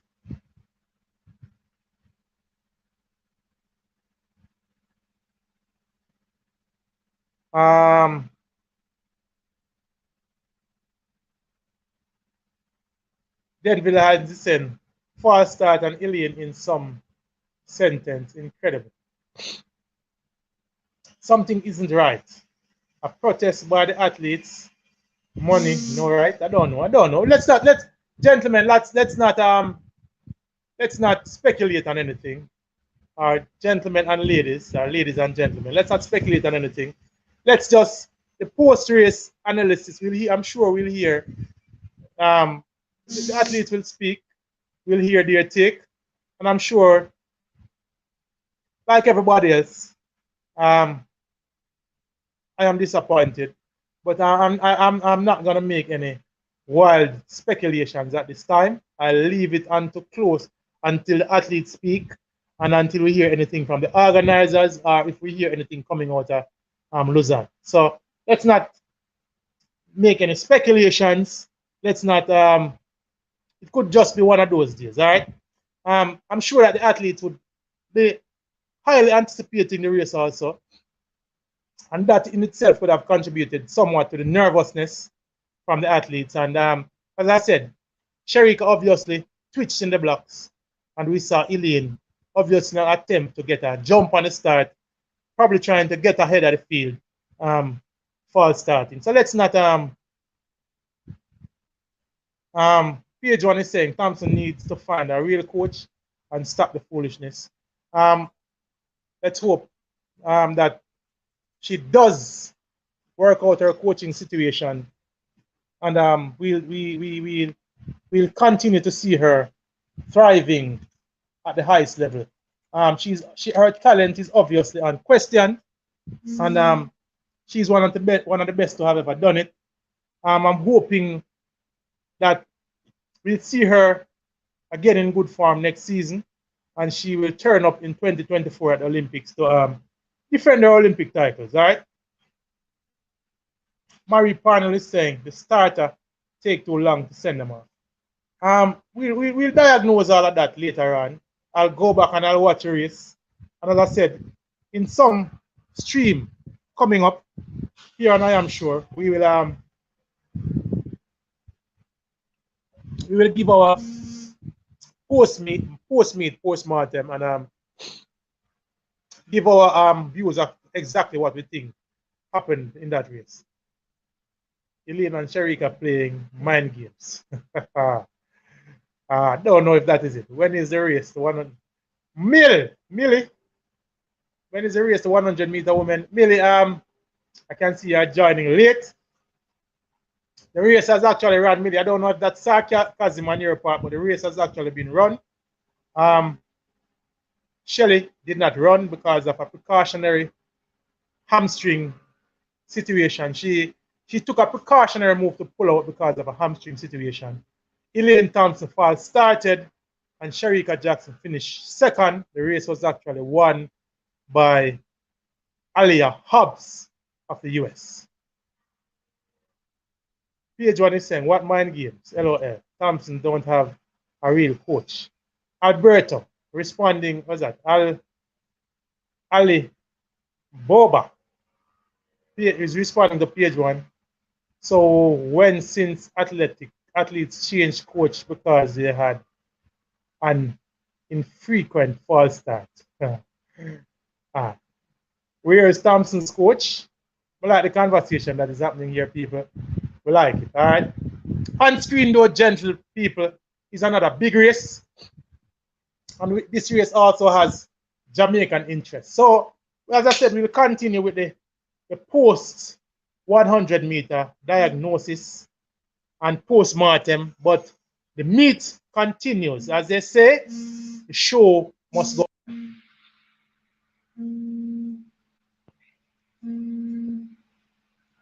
All right, on screen, we have the women's 110, the women's 100 meter hurdles. And in lane 1, we have Visa from the Netherlands. In lane 2, we have Kambunji from Switzerland. In lane 3, we got Anderson, our own Brittany Anderson. Lane 4, Jasmine Camacho Quinn from Puerto Rico. Lane 5, we got Toby Amason, current world record holder and world champion. Also in this field, Harrison and Nia Ali from the US. Along, we have 3 US athletes in this race, people. 1 Jamaican, 1 Nigerian, 1 Swiss athlete, and 1 athlete from the Netherlands. The ladies are in the blocks. Starters have called them to order. Looking forward to what Amazon will do here. They're off. Smooth start. Amazon is out. Good running from Brittany Anderson. Good running also from Camacho Quinn. Amazon and Camacho Quinn. It's Camacho Quinn and Amazon. Camacho Quinn takes this one over Amazon. Brittany Anderson seems to have been third, 12:34. A meeting record by Jasmine Camacho Quinn, beating Amazon into second in a meeting record 12:34. Amazon was second in 12:45 and in third place. Let's see who got third. The cameras are focusing on Jones from the US, who ran a PB of 12:47 to get third. And I think Brittany Anderson was fourth. But good run from Jasmine Camacho Quinn.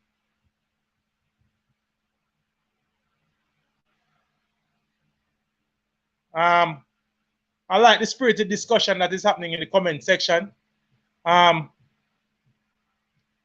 Amazon came apart a little bit at the end of that race. Jones running out of lane 8. Brittany Anderson actually lost form coming off hurdle 10, and I think that cost her that third place. Lost form, I think she hit hurdle 10. Totally was disrupted and finished out of contention there. So Jones coming in on the inside, on the outside, got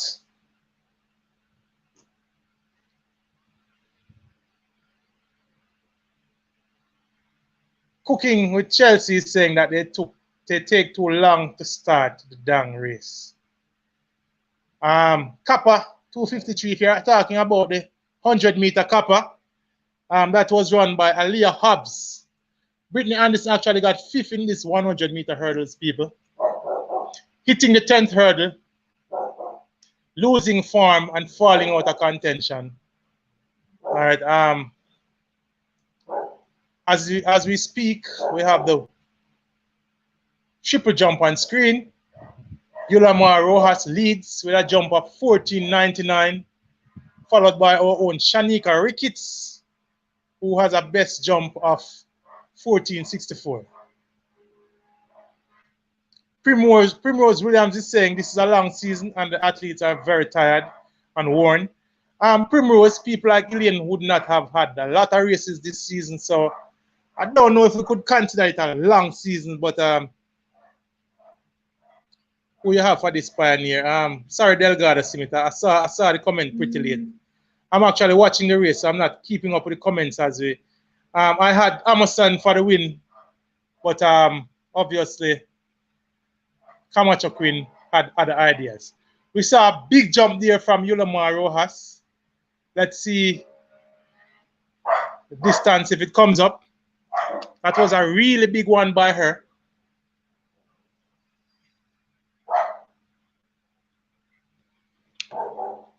I think we might be somewhere close to the world record here.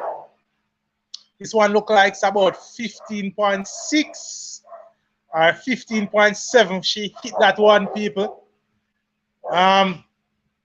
Really, really impressive jumping from Rojas. Showboating and enjoying herself, dancing and enjoying herself with the crowd. That one was 15:31. Not the world record, but a very, very, very, very big jump. Very big jump. On screen, ladies and gentlemen, the action is fast and furious. We have the women's 400 meters on screen as we speak. Jamaican interest in this race also. We have our own Stephanie and McPherson, as well as Candice McLeod in this one. Also of note, we have Sadie Williams from Barbados, the Commonwealth champion. Also of note, we have Paulino from the Damrep.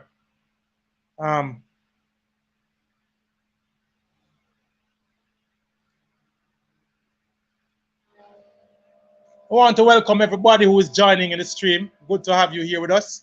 We ask that you like the stream, people, as you come on. Share the stream also. All right, we ask you to hit the like button. If you have not yet subscribed to I Am Sure Sports, we ask that you subscribe. We have the men's high jump happening simultaneously as the women's triple jump. Just saw Harrison from the US hitting off the bar. That was his final attempt. So he is now out of the competition. We have Protsenko from the Ukraine leading with Barshim in second. Protsenko is approaching 227 and he failed at 227, but he still continues to lead. A lot will be dependent on if Barshim can clear at 227. Harrison actually finished third. Whilst that is happening, people, we have the women's 400 meters in the starting blocks. And that will be coming up in a little while from now. Barshim is attempting 227, going for the win, and he's actually failed at the distance. So Prosenkos from the Ukraine have actually taken the title here in Lausanne. Barshim has finished second.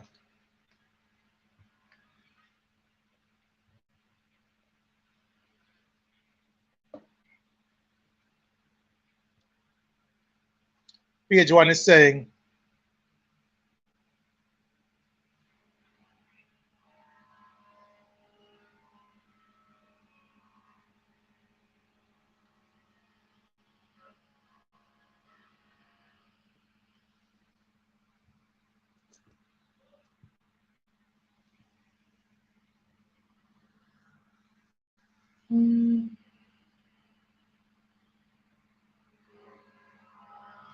Page one is saying the problem is Thompson's coach is only a high school assistant coach, no experience. All right, ladies and gentlemen, the women's 400 meters is on screen. In lane 8, we got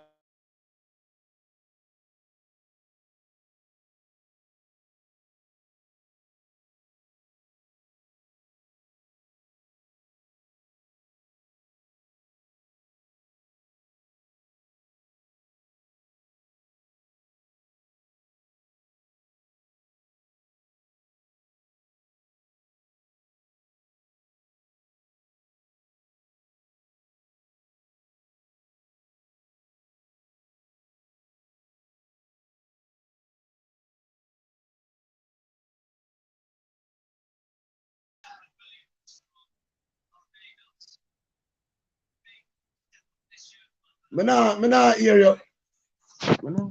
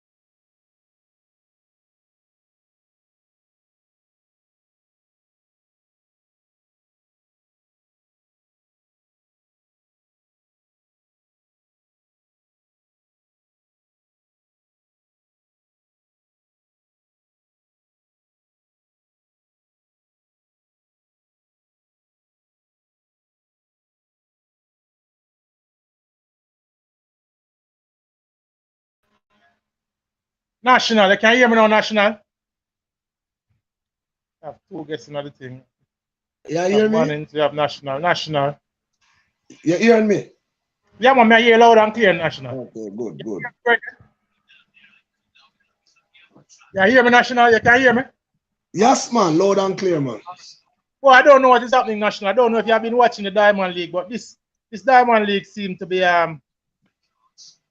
there's just when we have false starts in the women's 400 meters, people, it's just one of those days. So let's not go off on too much of a tandem. Let's not be saying too much. We just had a false start in the women's 400 meters, and if there's any indication that this is not a normal day, this is one of those days. And I think that false start. Yes, National. You know, say this is something where I really advocate for. Just throw away this false start rule. This false start rule, it not work for nobody. It certainly not work for the athletes, because when they can have the pole vault as a long jump, the triple jump, everybody get 3 chances and stuff. You're asking the athlete, the track athletes, to be perfect. And nobody is perfect, brother. You understand? Why everybody has get 3 chances, but them only get 1 chance? I mean, no, everybody pay them money for come and see a show. And you give them a water down thing. That's not good. That's not good for the sport, Reggie. In the interest of time, though, National, because we have like a Diamond League event like this, because of TV time, it's a 2-hour program. You don't want 5 or 6 races where people are false starting. So guess what you do then? The athletes are up for the 400. Hold on, National. Let me just get a commentary on this. The athletes are up for the 400 meters. Women's, Jody Williams in lane 1 making some good running. Also making some good running there is Paulino from the dam rep closing the stagger, and our own Candice McLeod. Paulino coming to 200 meters to go. It's Paulino making all the running. 150 at the 150 mark. It's Paulino from Sade Williams. Sade Williams making a move with 110 left in the race. Coming into the home stretch, it's Sade Williams and Paulino. Who will take this one? It's a ding-dong buckle. Paulino holding on from Sade Williams with Cofield on the outside. It's Paulino from Sade Williams at the line with Cofield in 3rd and our own Candice McLeod in 4th. The time is 49.87 from Paulino. The ladies definitely battled in that one. It's one of those events, National. I disagree with you, National, as to the false start rule. Sports is now about television time and television coverage, and we can't have a race taking up an extra 5 minutes because you have 3 or 4 false starts. No, so listen to my solution now, because you don't quite listen to what me have to say yet. Yeah, man, I am advocating for throw away this false start rule, and you go back to the 1 false start, then everybody under orders, under caution, and then they run the race after that. If somebody if you look at that 100 meter international, there was actually Sherika, and it was quite visible for everybody to see. Sherika actually twitched Yeah, man. In the block. No, hold on. No. Yeah, that it run. I understand. That would have been something like what me I try advocate for. Okay. Right now. At least And everybody come on that. Ilian obviously clearly false started. Yeah. But it wasn't even national, it wasn't even marginal false start. It was no man, it wasn't obviously a marginal false start. But it was a guess what clear, look for? Remember, so track and clear field. false start. Yeah, but so here what me know, here what me I say. The product is track and field, you know, more than anything else, you know. Yes, we know, so we are work with a time, we are work with a lot of time. But guess what? How far can, like what just happened a while ago, Ilian Sherika twitching at the blocks. She twitching at the blocks. Yeah. And then you could have said in my argument, caution the field, then you run again. That never take no only per time. It's not like you say each person gonna get 3 opportunities at a shot at it. That's not take up the whole day. But if somebody falls start, caution the field, then guess what? Everybody is going on them mark. Remember, say human being. The other problem, no national, if that happens in 4 or 5 different events, it also takes away from the time. I want to big up real baller to the stream, you know. I want to big up Wayne West to the stream also. Saying big up yourself, real baller. Where's the Danville? I sound like we don't came on a spark. Boy, Chris Harman gone, so I might have to go look the work in the brother. You know what I say? See, Pierre John is saying what people love to lie to themselves too much. I bet if Thompson go back to MVP, she beat everyone next year. I guess that is a conversation for the pundits, and it is a conversation that will definitely be making the ear. Or it'll be making the rounds, definitely. Saying, what do you think of the meet so far, National? You have been watching the races. Give me your impressions of what you have observed and how you see the meet so far. All right, you see, before I answer that, what I like to answer that, Bridget, what I Bridget does. When I say, our people love to lie to themselves, oh, come up on the screen. All right, hold on, I'm going to put it back. Hold on. Okay, he's saying that if Ilian goes back to, it's page 1. I'm not sure if it's a lady or a gentleman, but page 1, he's saying, our people love to lie to themselves too much. I bet if Thompson goes back to MVP, she beats everyone next year. I agree or disagree with that, National? All right, if me kind of me kind of want to agree, but at the same time, guess what? Somebody new pick up Ilian. We don't know exactly. She don't have a good season. She don't have the best season. One thing we do know, Stephen Francis get her to run faster than both Shellyan and Sherika. So no matter how far Shellyan goes, she still around 9.5 yet, 10.5 yet. As opposed to if this man or whosoever our handlers are who have her can get her back into that shape next season, I think it's left to be seen. I don't think it's a far-fetched thing as how people are trying to make it out to be. Yeah, but 10-4 was under Stephen Francis doing it in the national. Eh? That 10-4 was under Stephen Francis. What is that? That 10-5 was under Stephen Francis. No, you're frightening me, I know. So when me I say, no, what I know, when me I say, I have seen that Shellyan Fraser left Stephen Francis camp and go faster. So I not too buy the argument never say, well then it's only Stephen Francis alone can crack that code for me to go faster. You understand what I say? Make up give the people them one more year. That's why I'm really eager to see how should I run in a race like this after coming after the Commonwealth. Although the Commonwealth is not such as a prestigious event. Guess what? Me kind of get a boost coming into this. I mean, I love to see Ocean Angler herself against some top quality performers. Anyway, it never get fair, so we never really get this. It's quite disappointing, National. Very disappointing. It's very disappointing for everybody. But as I said, the show goes on, and we'll see them again in the near future. Another Diamond League. Yeah, I think there's two more Diamond Leagues. Yeah, man. There's Brussels next week, early next week, and then there's Zurich next weekend. The Diamond League final, not next weekend, the 6th, the 7th, and the 8th of September. Here's Zurich, the Zurich Diamond League. Shanika Ricketts actually finished 2nd in the triple jump. 14.64. She looks a little disappointing. Rojas, big jump, 15.31.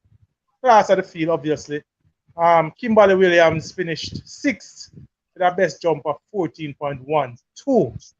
Beck of the Ukraine was third in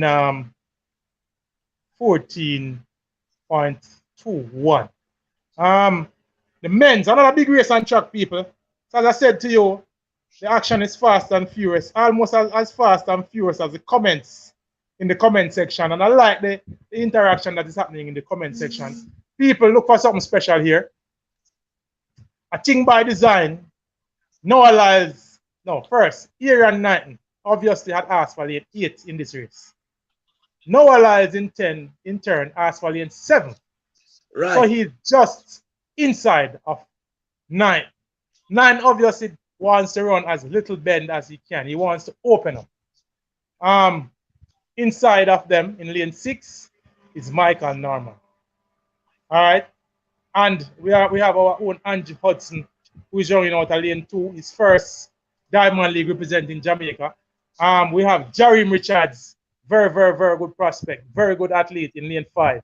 We have Joseph Fambule from Liberia, double NCAA champion over 100 and 200 meter, running out of lane 4.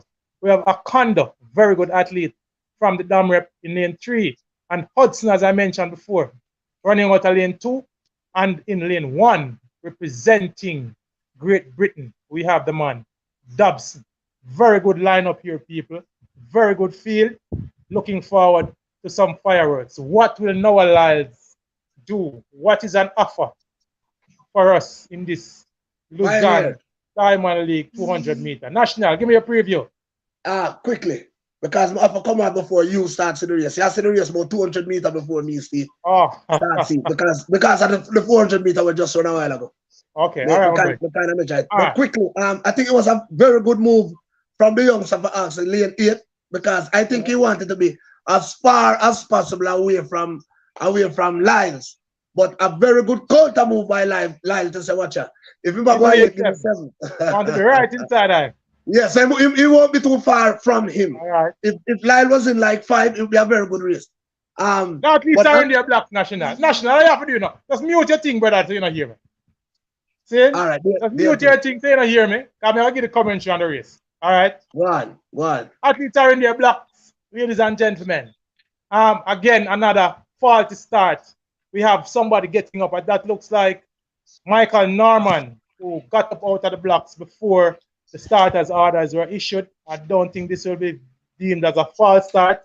The athletes were just on their marks, so this should be given as a faulty start. All right. Great anticipation. I don't know what is happening with this Lausanne Diamond League, but I can see that the nerves are high on this Diamond League program here. Anyway, Michael Norman, I have him in the top 2. You have him come second. Top 2. I did the same first or second, boss. Top 2, either first or second. All right. So who else have in the top 2? Give me that before the real jumper. It's a Quinella, Lyles and Norman. I expect Norman to improve on his last effort.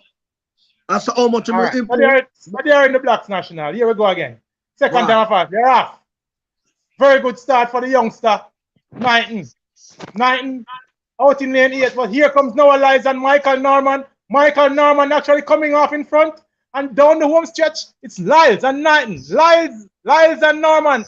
Noah Lyles streaking away. Very impressive showing. And the time is actually 19.56 for Noah Lyles, with Michael Norman running into second. They have a trailing win of 1.3. Lyles in 19.56. Norman in a season best 19.76.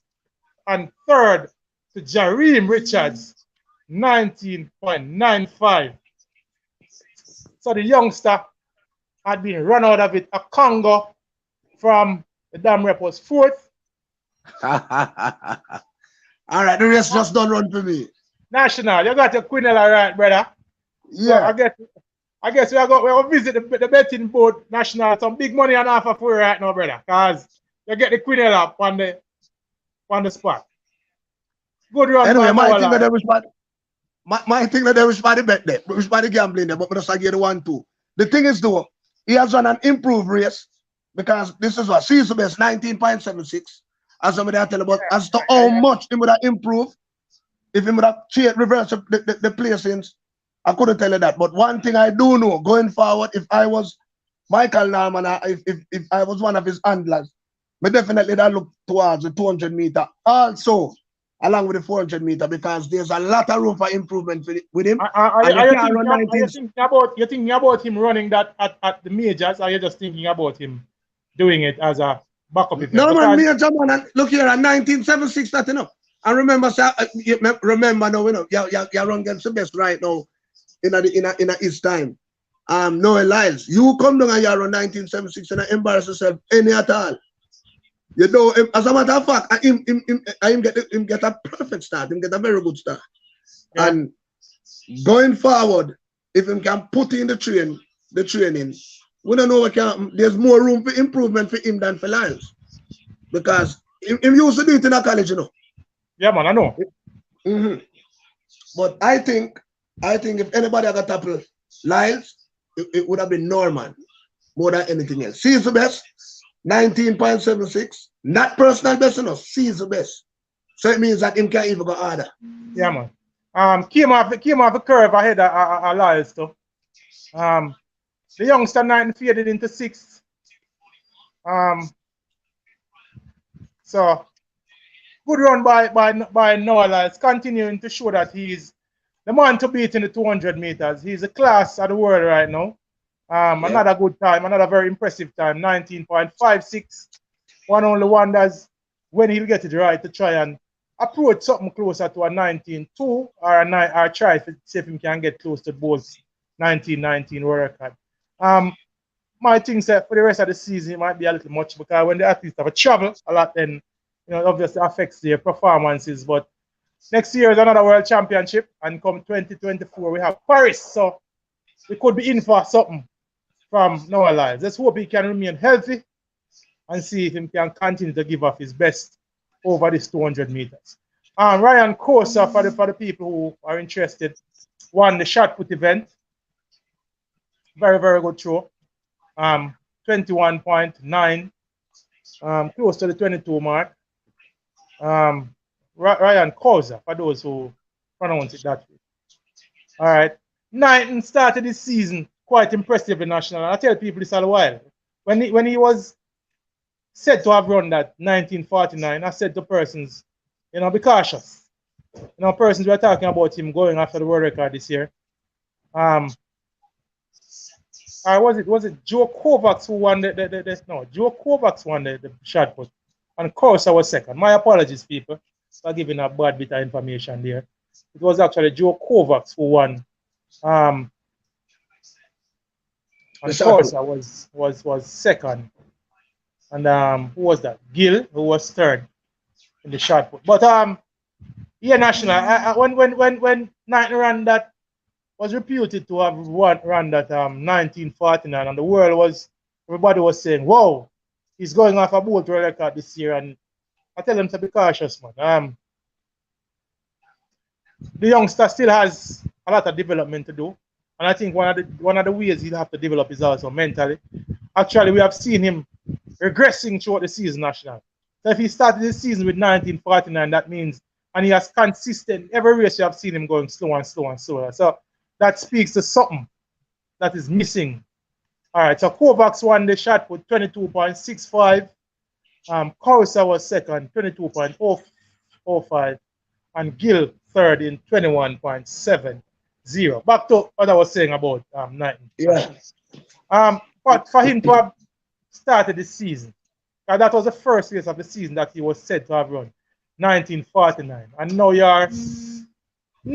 hasn't run many races either. I think this might have been maybe 6th or 7th race for the season.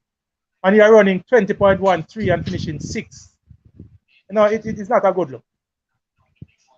He's actually a pioneer. I've been watching that kid after the 1949 race. Yeah. Marilla look on the kid farm, and in the last part of all of his races, him have a bubbling head movement that is not good. It's not good for track and field if you want to go fast. Him have to eliminate them head movement the whole time race. And I think him little bit too eager. You can't be too eager in a track and field. Yeah, you're young, you're one youth. Take your time and make it come to you, man. Because you and then again, I think if them start too fast with him, or if you start your first race, 19.46, it can't be in first race. There's something wrong with the training. National, as we speak, there's a 4x100 meter that is on screen, and this is the final race at the Lausanne Diamond League. Is Jamaican involved? Austria in lane 8, Spain in lane 7, Netherlands in lane 6, Switzerland, the home team, in lane 5. There are people like Kambunji and that team. France in lane 4.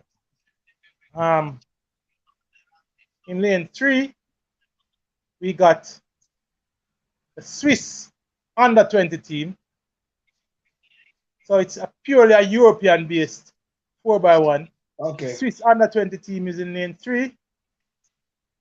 The Swiss adult team with people like Kambunji runs out at lane 5. All right, so we got 1, 2, 3, 4, 5, 6 teams in this 4x1. It's the final event on the program. No America, no Jamaica, no England. Obviously, it's a European thing. But no Claude England. Claude Murphy said, "More back in money." Why, Claude Murphy? But I asked back for my money to Virgin. We have been underwhelmed at this time on league. Here we go again with another team, one of the teams, the French team, asking for a restart to the program. Athletes holding up their hands. Obviously, I'm Pioneer. I'm Pioneer. Now see General.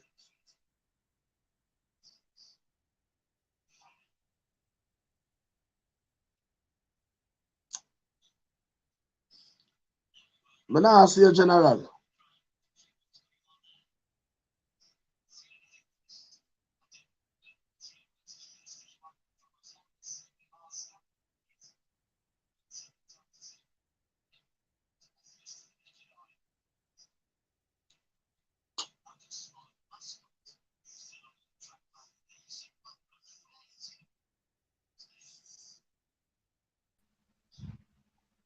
Oh, sorry. Let me apologize for that slight break in transmission. People, it's been another day. All kind of things happening, both on the track and on the street. You're national. You're about to say something. You're saying something national before you quickly. And this is why IAAF have to go look at how them go about doing business as it relates to the track aspect of the thing. You can't water down. Now you have to sell a product and you water it down. Some of the biggest athletes them fall start and them just go about them business. Now everybody just feel like them waste them time today. And we sit down. The bill were built up before the race was so fever pitch. Yeah, and it just water right down. It not get good for the sport. Yeah, anticlimactic as you say. I'm sure that the organizers will look at this, they'll be disappointed. I think these organizers pulled out all the stops. They went for a lot of the big names. And it's kind of anticlimactic, as I said, not to have the best athletes performing. Swiss running away with this 4x1, followed by the Netherlands. The Swiss big team winning in 42.91, followed home by the Netherlands to conclude the program. But a bit anticlimactic to national. I'm sure the organizers would be very, very, very disappointed. Consider with all things considered, a few good performances, but I'm sure they would have been looking for more. That big 100-meter clash didn't manifest, never materialize. Good run by Broadbell in the 110 hurdles. That might have been the highlight from a Jamaican perspective. Decent run in the 400-meter by the women, by Paulino and Sadia Williams. But outside of that, a lot of minor disappointments and some underwhelming performances. Good run by Noah Lyles in the 200-meter, 1950 59, decent time. But all in all, coming to this meet, we anticipated more. They only used 3 Jamaicans to sell tickets, 2 Jamaicans out of it. Straight nonsense. Straight nonsense, man. Pioneer, this was the when worst. the promoters and the builders for the product can get the best, pull out the stops, when you see them pull out all the stops to get the best to come out for come participate. And this is what happened. You then don't have to go look at the drawing board and go back to the drawing board and say, look here, we can't afford to make when people come out to see the best, them don't see the best. We can understand if somebody injured, but where the false start rule is concerned, the time, you can always give them back because remember we didn't move to that same cash and the whole field thing then. And it didn't work. The only difference is just that you have some people who say, well, then, I'm not so fast out of the blocks, here, what am I going to do? I'm going to pick the start on purpose and just everybody else have it upon them cash, and But somebody made a suggestion in the comment section earlier, National, and I didn't even get a chance to I didn't get a chance to highlight it. All right. The person was saying that give one false start to the field, and if whoever false starts on that fall, then you make a note of it. And if a second person false starts, then both contestants, both the person who false starts first and the second, gets put out of the race. It's a little bit, it's a little edgy because you could end up with a race with 6 competitors, which would be less than desirable. So, yeah. What we are trying to get done, is trying me 2 things at the same time. One, we want the race to run within a reasonable time so that you not offset no other thing on TV and all of them things there. But 2, at the same time, we don't want to lose the quality of the race. We don't want the quality, we don't want to lose the quality of the field. So that being said, what do you think about that suggestion? No, man, if you false start and then you put the team and you put the field and the others, if somebody else is false start, they can't come back to me again, man. No, but what you see, what the person was suggesting would negate against somebody taking that first false start now if you try on purpose. Knowing that if somebody else false start, then you are gonna go too. You know, it might not be a bad suggestion when you consider it. When you look at it, all things considered, it might not be the. But then, as we said, in the end product of that now might be a race that has 6 athletes, which would be more than, I say, if 6 persons false start, 1 after the next, what not? Guess how we can do that? Since as I want to try mitigate against that thing, the people getting up out of the blocks to spy. Normally, when somebody get up out of the blocks on purpose, them do it well in advance. Yeah? To make everybody settle.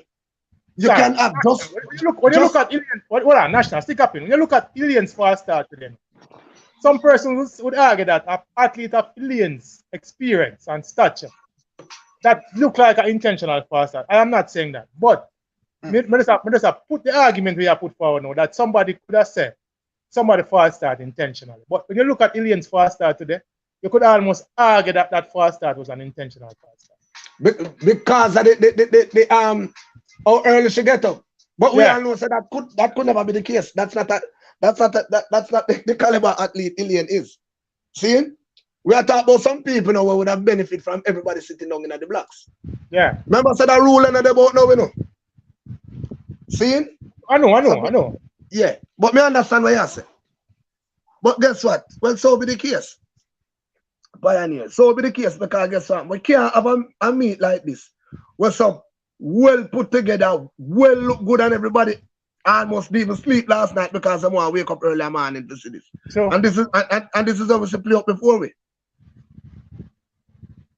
Even when they look at the race, even when they look at the race, after Illian fall started, and you look on the race itself, it's almost as if Sherika Jackson lie down sleeping at the blocks on purpose, But she didn't even, when you look at it, go back and look at the race.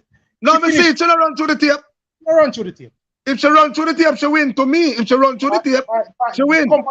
Pretty comfortably too. In fact, it looked like to me, she has slowed down at the tape. That's what I saw. I don't know and I'll go back and watch the race after. And National, we're going to link you again. We're going to do a little post-mortem to this Diamond League. I don't know if it will be tomorrow, but definitely we're going to do it before the weekend is out. But we need to kind of assess and analyze exactly what happened here. And we look at all of these issues, gentle folks. We look at the false start. We look at the length of seasons. We look at several issues regarding, that would have arisen from this Diamond League and issues surrounding track and field in general. But, as I said, I know the conversations will be fast and furious throughout the weekend and come early next week on the radio talk shows and on the internet. But definitely, I'm sure that, like myself, a lot of other track and field fans and lovers of track and field are left a little disappointed and with a sour taste in their mouths coming off of this Diamond League. So, as I said, the post-mortems will continue, and we'll continue to give our views and our analysis as to how we saw it and what we think can be done different and be done better in order to facilitate some positive changes in the sport. So, National, I'll give you a final word to say about the Diamond League, and then we'll wrap up the stream. Well, my final thing is my only good thing to say, Broadbell. 110 hurdle seasons, personal best, 12.99. Can't complain. On the improve. Looking for bigger and better things from him. What I'd like to know, though, who are participating in the Brussels, in the next Diamond League meet, which I think is Brussels, and how things look going forward with Jamaican, from a Jamaican perspective, for the Brussels Diamond League. But we do a preview on I Am Sure Sports to the Brussels Diamond League at least 2 or 3 days before the meet itself. Okay, good. So Broadbell not only winning, but winning in a very good time. 12.99 is not a foolish time. Excellent. It's a very fast. Very few people go under sub 13 in the 110 hurdles, and now he's a member of that few group. Yeah, that few persons. So it argues well going forward for him later. How old is he? 21? No, man, he's a little older than that. Let me see. Right there. That's what I won't tell you. Continue saying what you say. I'm telling you a little. So that's a major positive step for him and for the nation. And we're expecting bigger things from him. Answer Parchment though upon the other hand. Him have to work on him start. I think maybe what was 6, 7 seasons we have to Answer Parchment, and you always get left in the blocks. You have to do something better now. You have to talking about false start. Remember, say Answer actually false started. No. Well, I know. Yeah. Even when nobody no false start, Answer Parchment is a man that lie down sleeping at the blocks. Yeah, but I'm saying he as you talk about false start, he actually false started today and was the beneficiary of some good discretion by the so Bradwell is only 22 national, pretty young, still very young man. Exactly. Born August 30. Another matter of fact, him just turned 30. His birthday just gone. Born August 13, right. 2000. Youth, little youth, young youth. But I'm almost certain the other day when he was 21. That's what I'm saying. He was 21. The thing is though, as a champion, Answer Part, the race, notice the brethren name Holloway and always gone, you know. Yeah. Seeing? And I'm saying, for a champion athlete like Parchment, every single day, you come from 6th and 7th in a sprint race. Sometimes you win, sometimes you get silver and all of them things there. You need to put now something in place, yeah, to ensure so watch you don't get left behind, boss. I understand you're tall, you come from low. All right. Let me address where you have to know, National, but Hans, see? We saw at the beginning of this season, to be fair to Hans National, Hans have had that problem for majority of his career. Same career? No, man, yeah, man. Career, man. Hold on, National. We saw at the beginning of this season, in the national championship and in some early season races, seeing where he was correcting that, he was coming out of the blocks with everybody else and getting the hurdle one with a lot of people. Seeing, but I don't know if it is that explosiveness, that newfound explosiveness out of the blocks, which has resulted in him getting injured.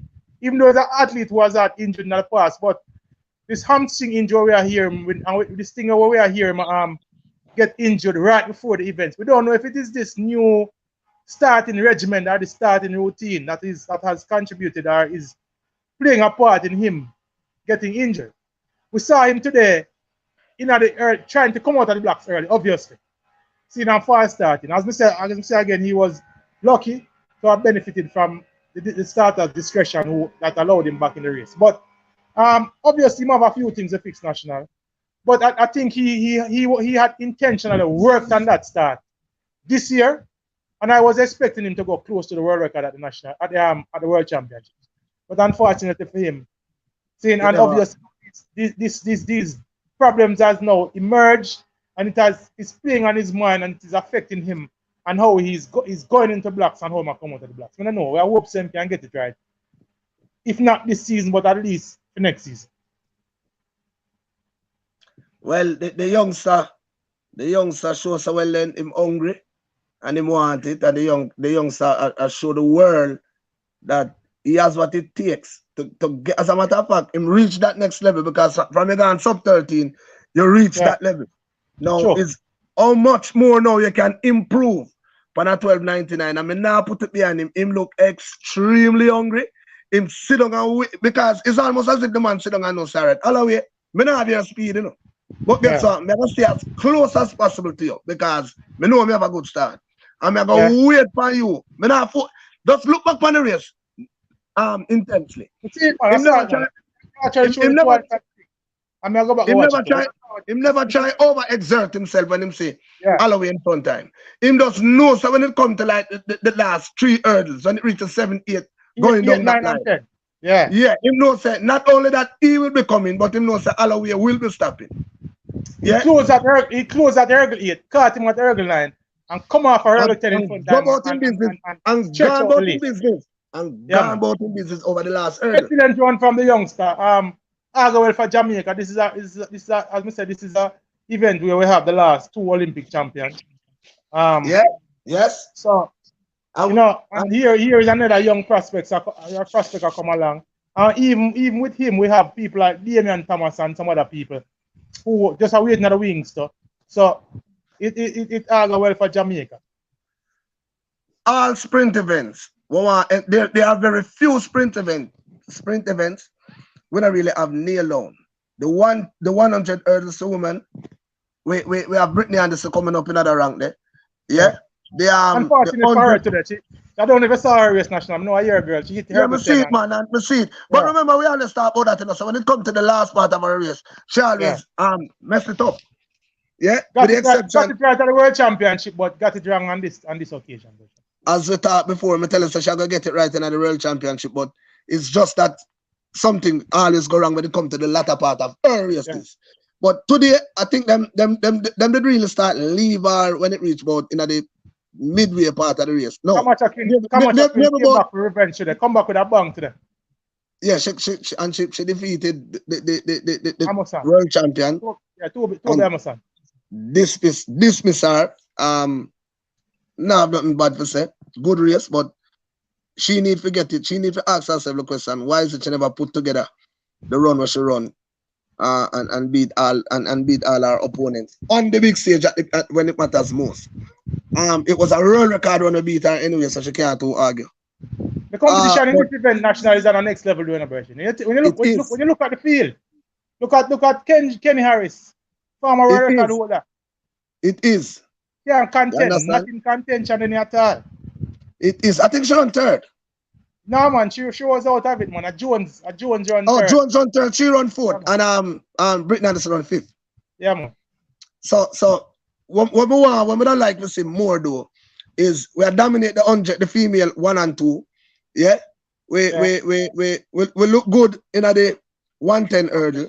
Yeah, the 100 meters hurdle for woman. We don't like to see some more. People are come to the fore. Tapper has been there for a while, and Williams have been there for a while.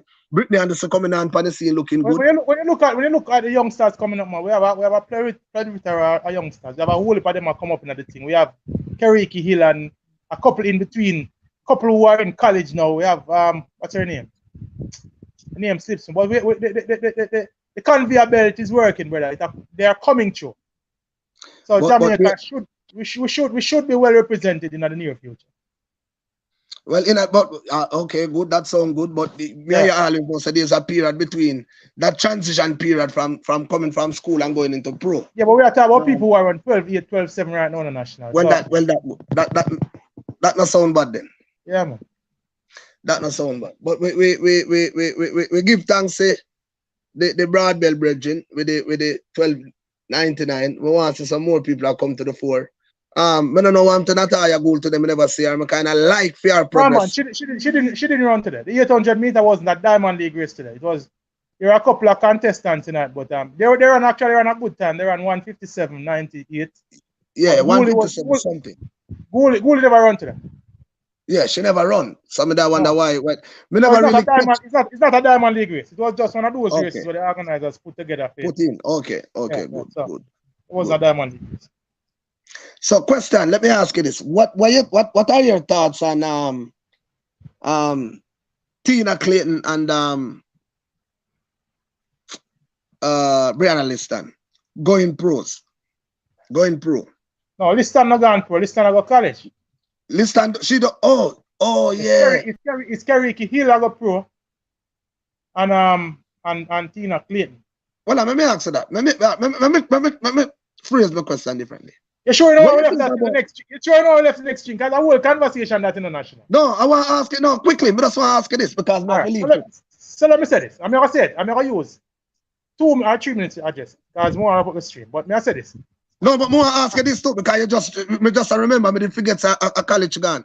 What Yeah. is your thought on she not going pro as opposed to going college? All right. So ultimately, let me say this. Ultimately, what happened with a youngster, or with our youngsters, or with any youngster as an individual, is left to his or her parents and the youngster themselves making this that decision rests with the parents and the youngster. So that's it. Everything that I'm saying, I'm gonna say after this is with that as the backdrop of the thing. See? All right. No. Say you and Mr. Liston, hypothetically Good. speaking, and So that's Brianna what is your daughter. What would be no, your? but give me a chance, National. That's where I'm going. All So may right. I say, ultimately, any decision that is made by a parent for their young child, be it son or daughter, it is a prerogative of the parent, National. However, for me personally, no, I think that talent, certain talent have an expiration date. It has a time span. If I have a daughter or a son who is very gifted as a musician or as an athlete, I mean, I broaden the base now, National, from beyond just the realms of sport. As a sport No, take person, musician. We're not take musician out of it because you all can right. do So let me say, music in right through sport, your if age.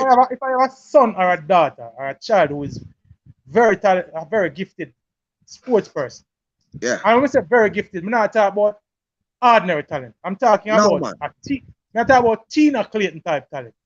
Yeah, man. And that's what I say.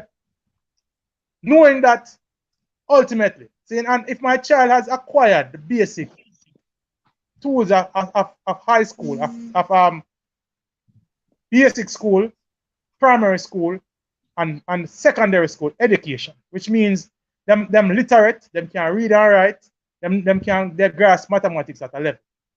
I am gonna ask my child, or allow my child to pursue them sporting exploits as an option at their youngest age.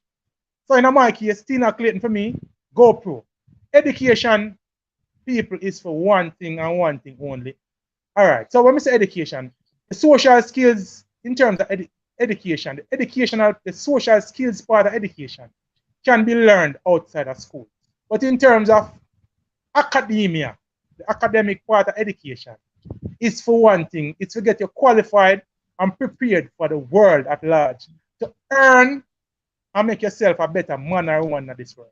If you have the capability through sports to get a jump on your earnings, no, why not take on that? So if my child is gifted in a certain way national and they are able to sign a contract at 18, they are able to earn as an athlete at 18. Of course, we make them pursue that. If that doesn't work out, then you can always pursue education at a later date. People go to school when they're in their 20s. So if you sign a contract where you can sign for 20 million at 18, see, if you were to go to school, you probably would have to work 2 or 3 years to acquire that same amount of money. If you were to go to Yeah. You know that I think honestly, with all respect, I mean I say this respectfully, Yeah. I think she make a blunder by going to college. For the very same Oh, reasons. that's For the very brainalist that same you're talking about. yeah, for the very same Okay. reasons where you outline. Yeah, Pioneer, bro. today, me hear the scholars them. Liar, me hear a liar man say something one day. And the man say, imagine how much years him spend at college, go to law school and all of them Yeah. things. And a man come and kick a ball and look how much him a get. It's There you almost go. as if he want to kick himself. The thing is, you go to college to get yourself marketable, to at the end of the day, ultimately earn. You That's true. give your talent where you give, where God bless you with. I gotta make room for your brethren.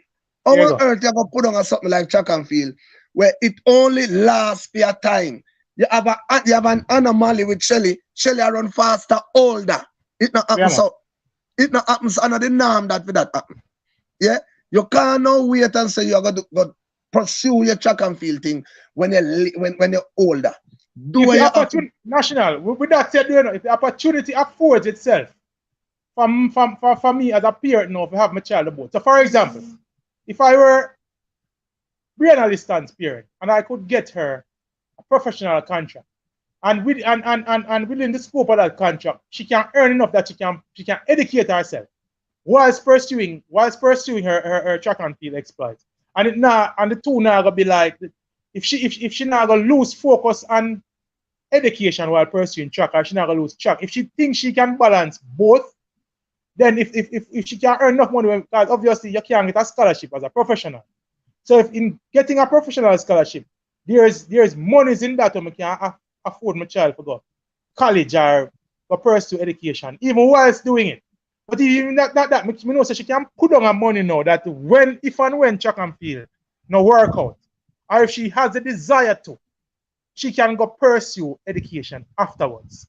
But Easy, whilst the earning capabilities exist national, I am going to say to my child, go for it, because this is a gift from the Almighty, and this gift is not guaranteed to last beyond certain time. So if you me can close. use your gift to earn, go for it. That is my opinion.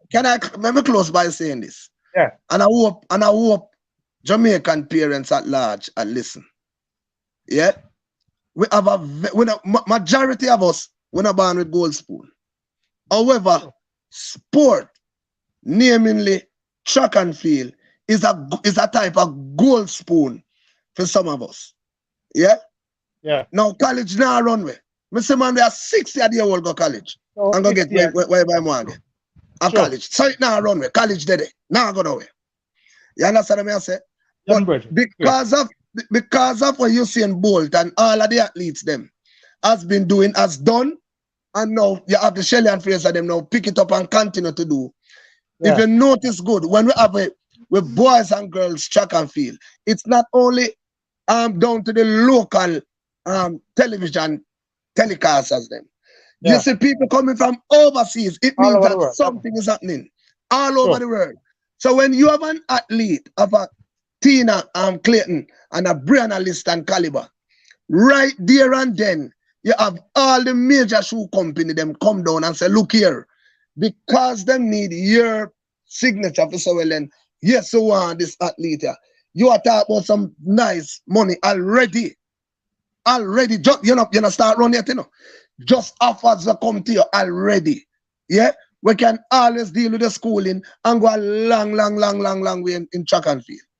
So parents, always look on that. Remember, the end of the game is you want to make yourself marketable for ultimately earn.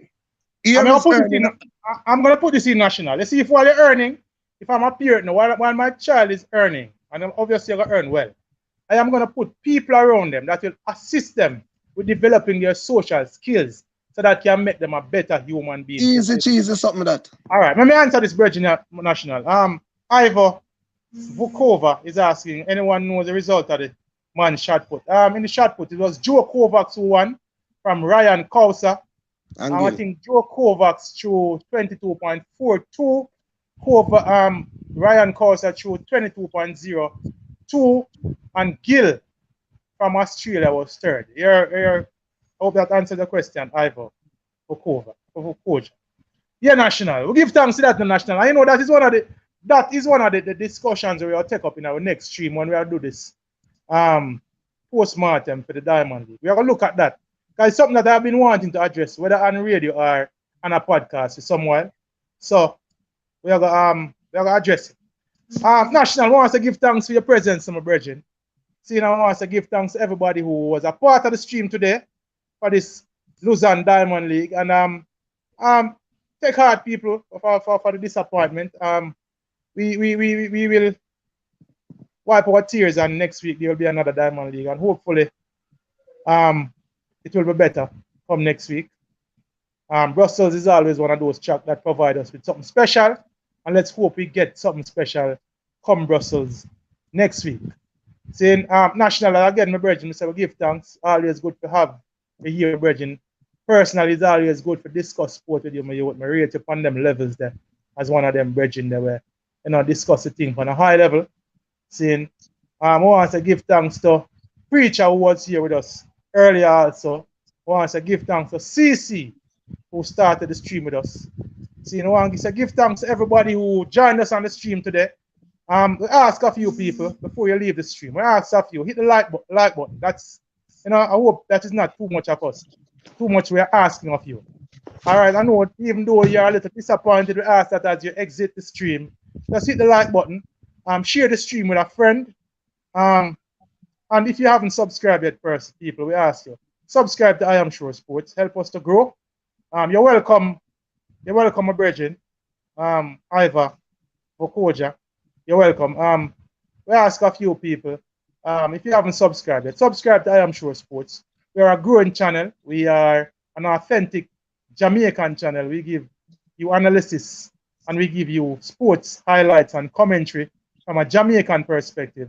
And we think that we are authentic and we think that we are credible. All right, so we ask of you to join us next time when we are here. We ask you to join us for the Brussels Diamond League next week. Before the Diamond League itself, we'll be giving you a preview of the Diamond League. And in between that, we'll have a lot of other sporting content for you. My name is Pioneer, and this is I Am Sure Sports.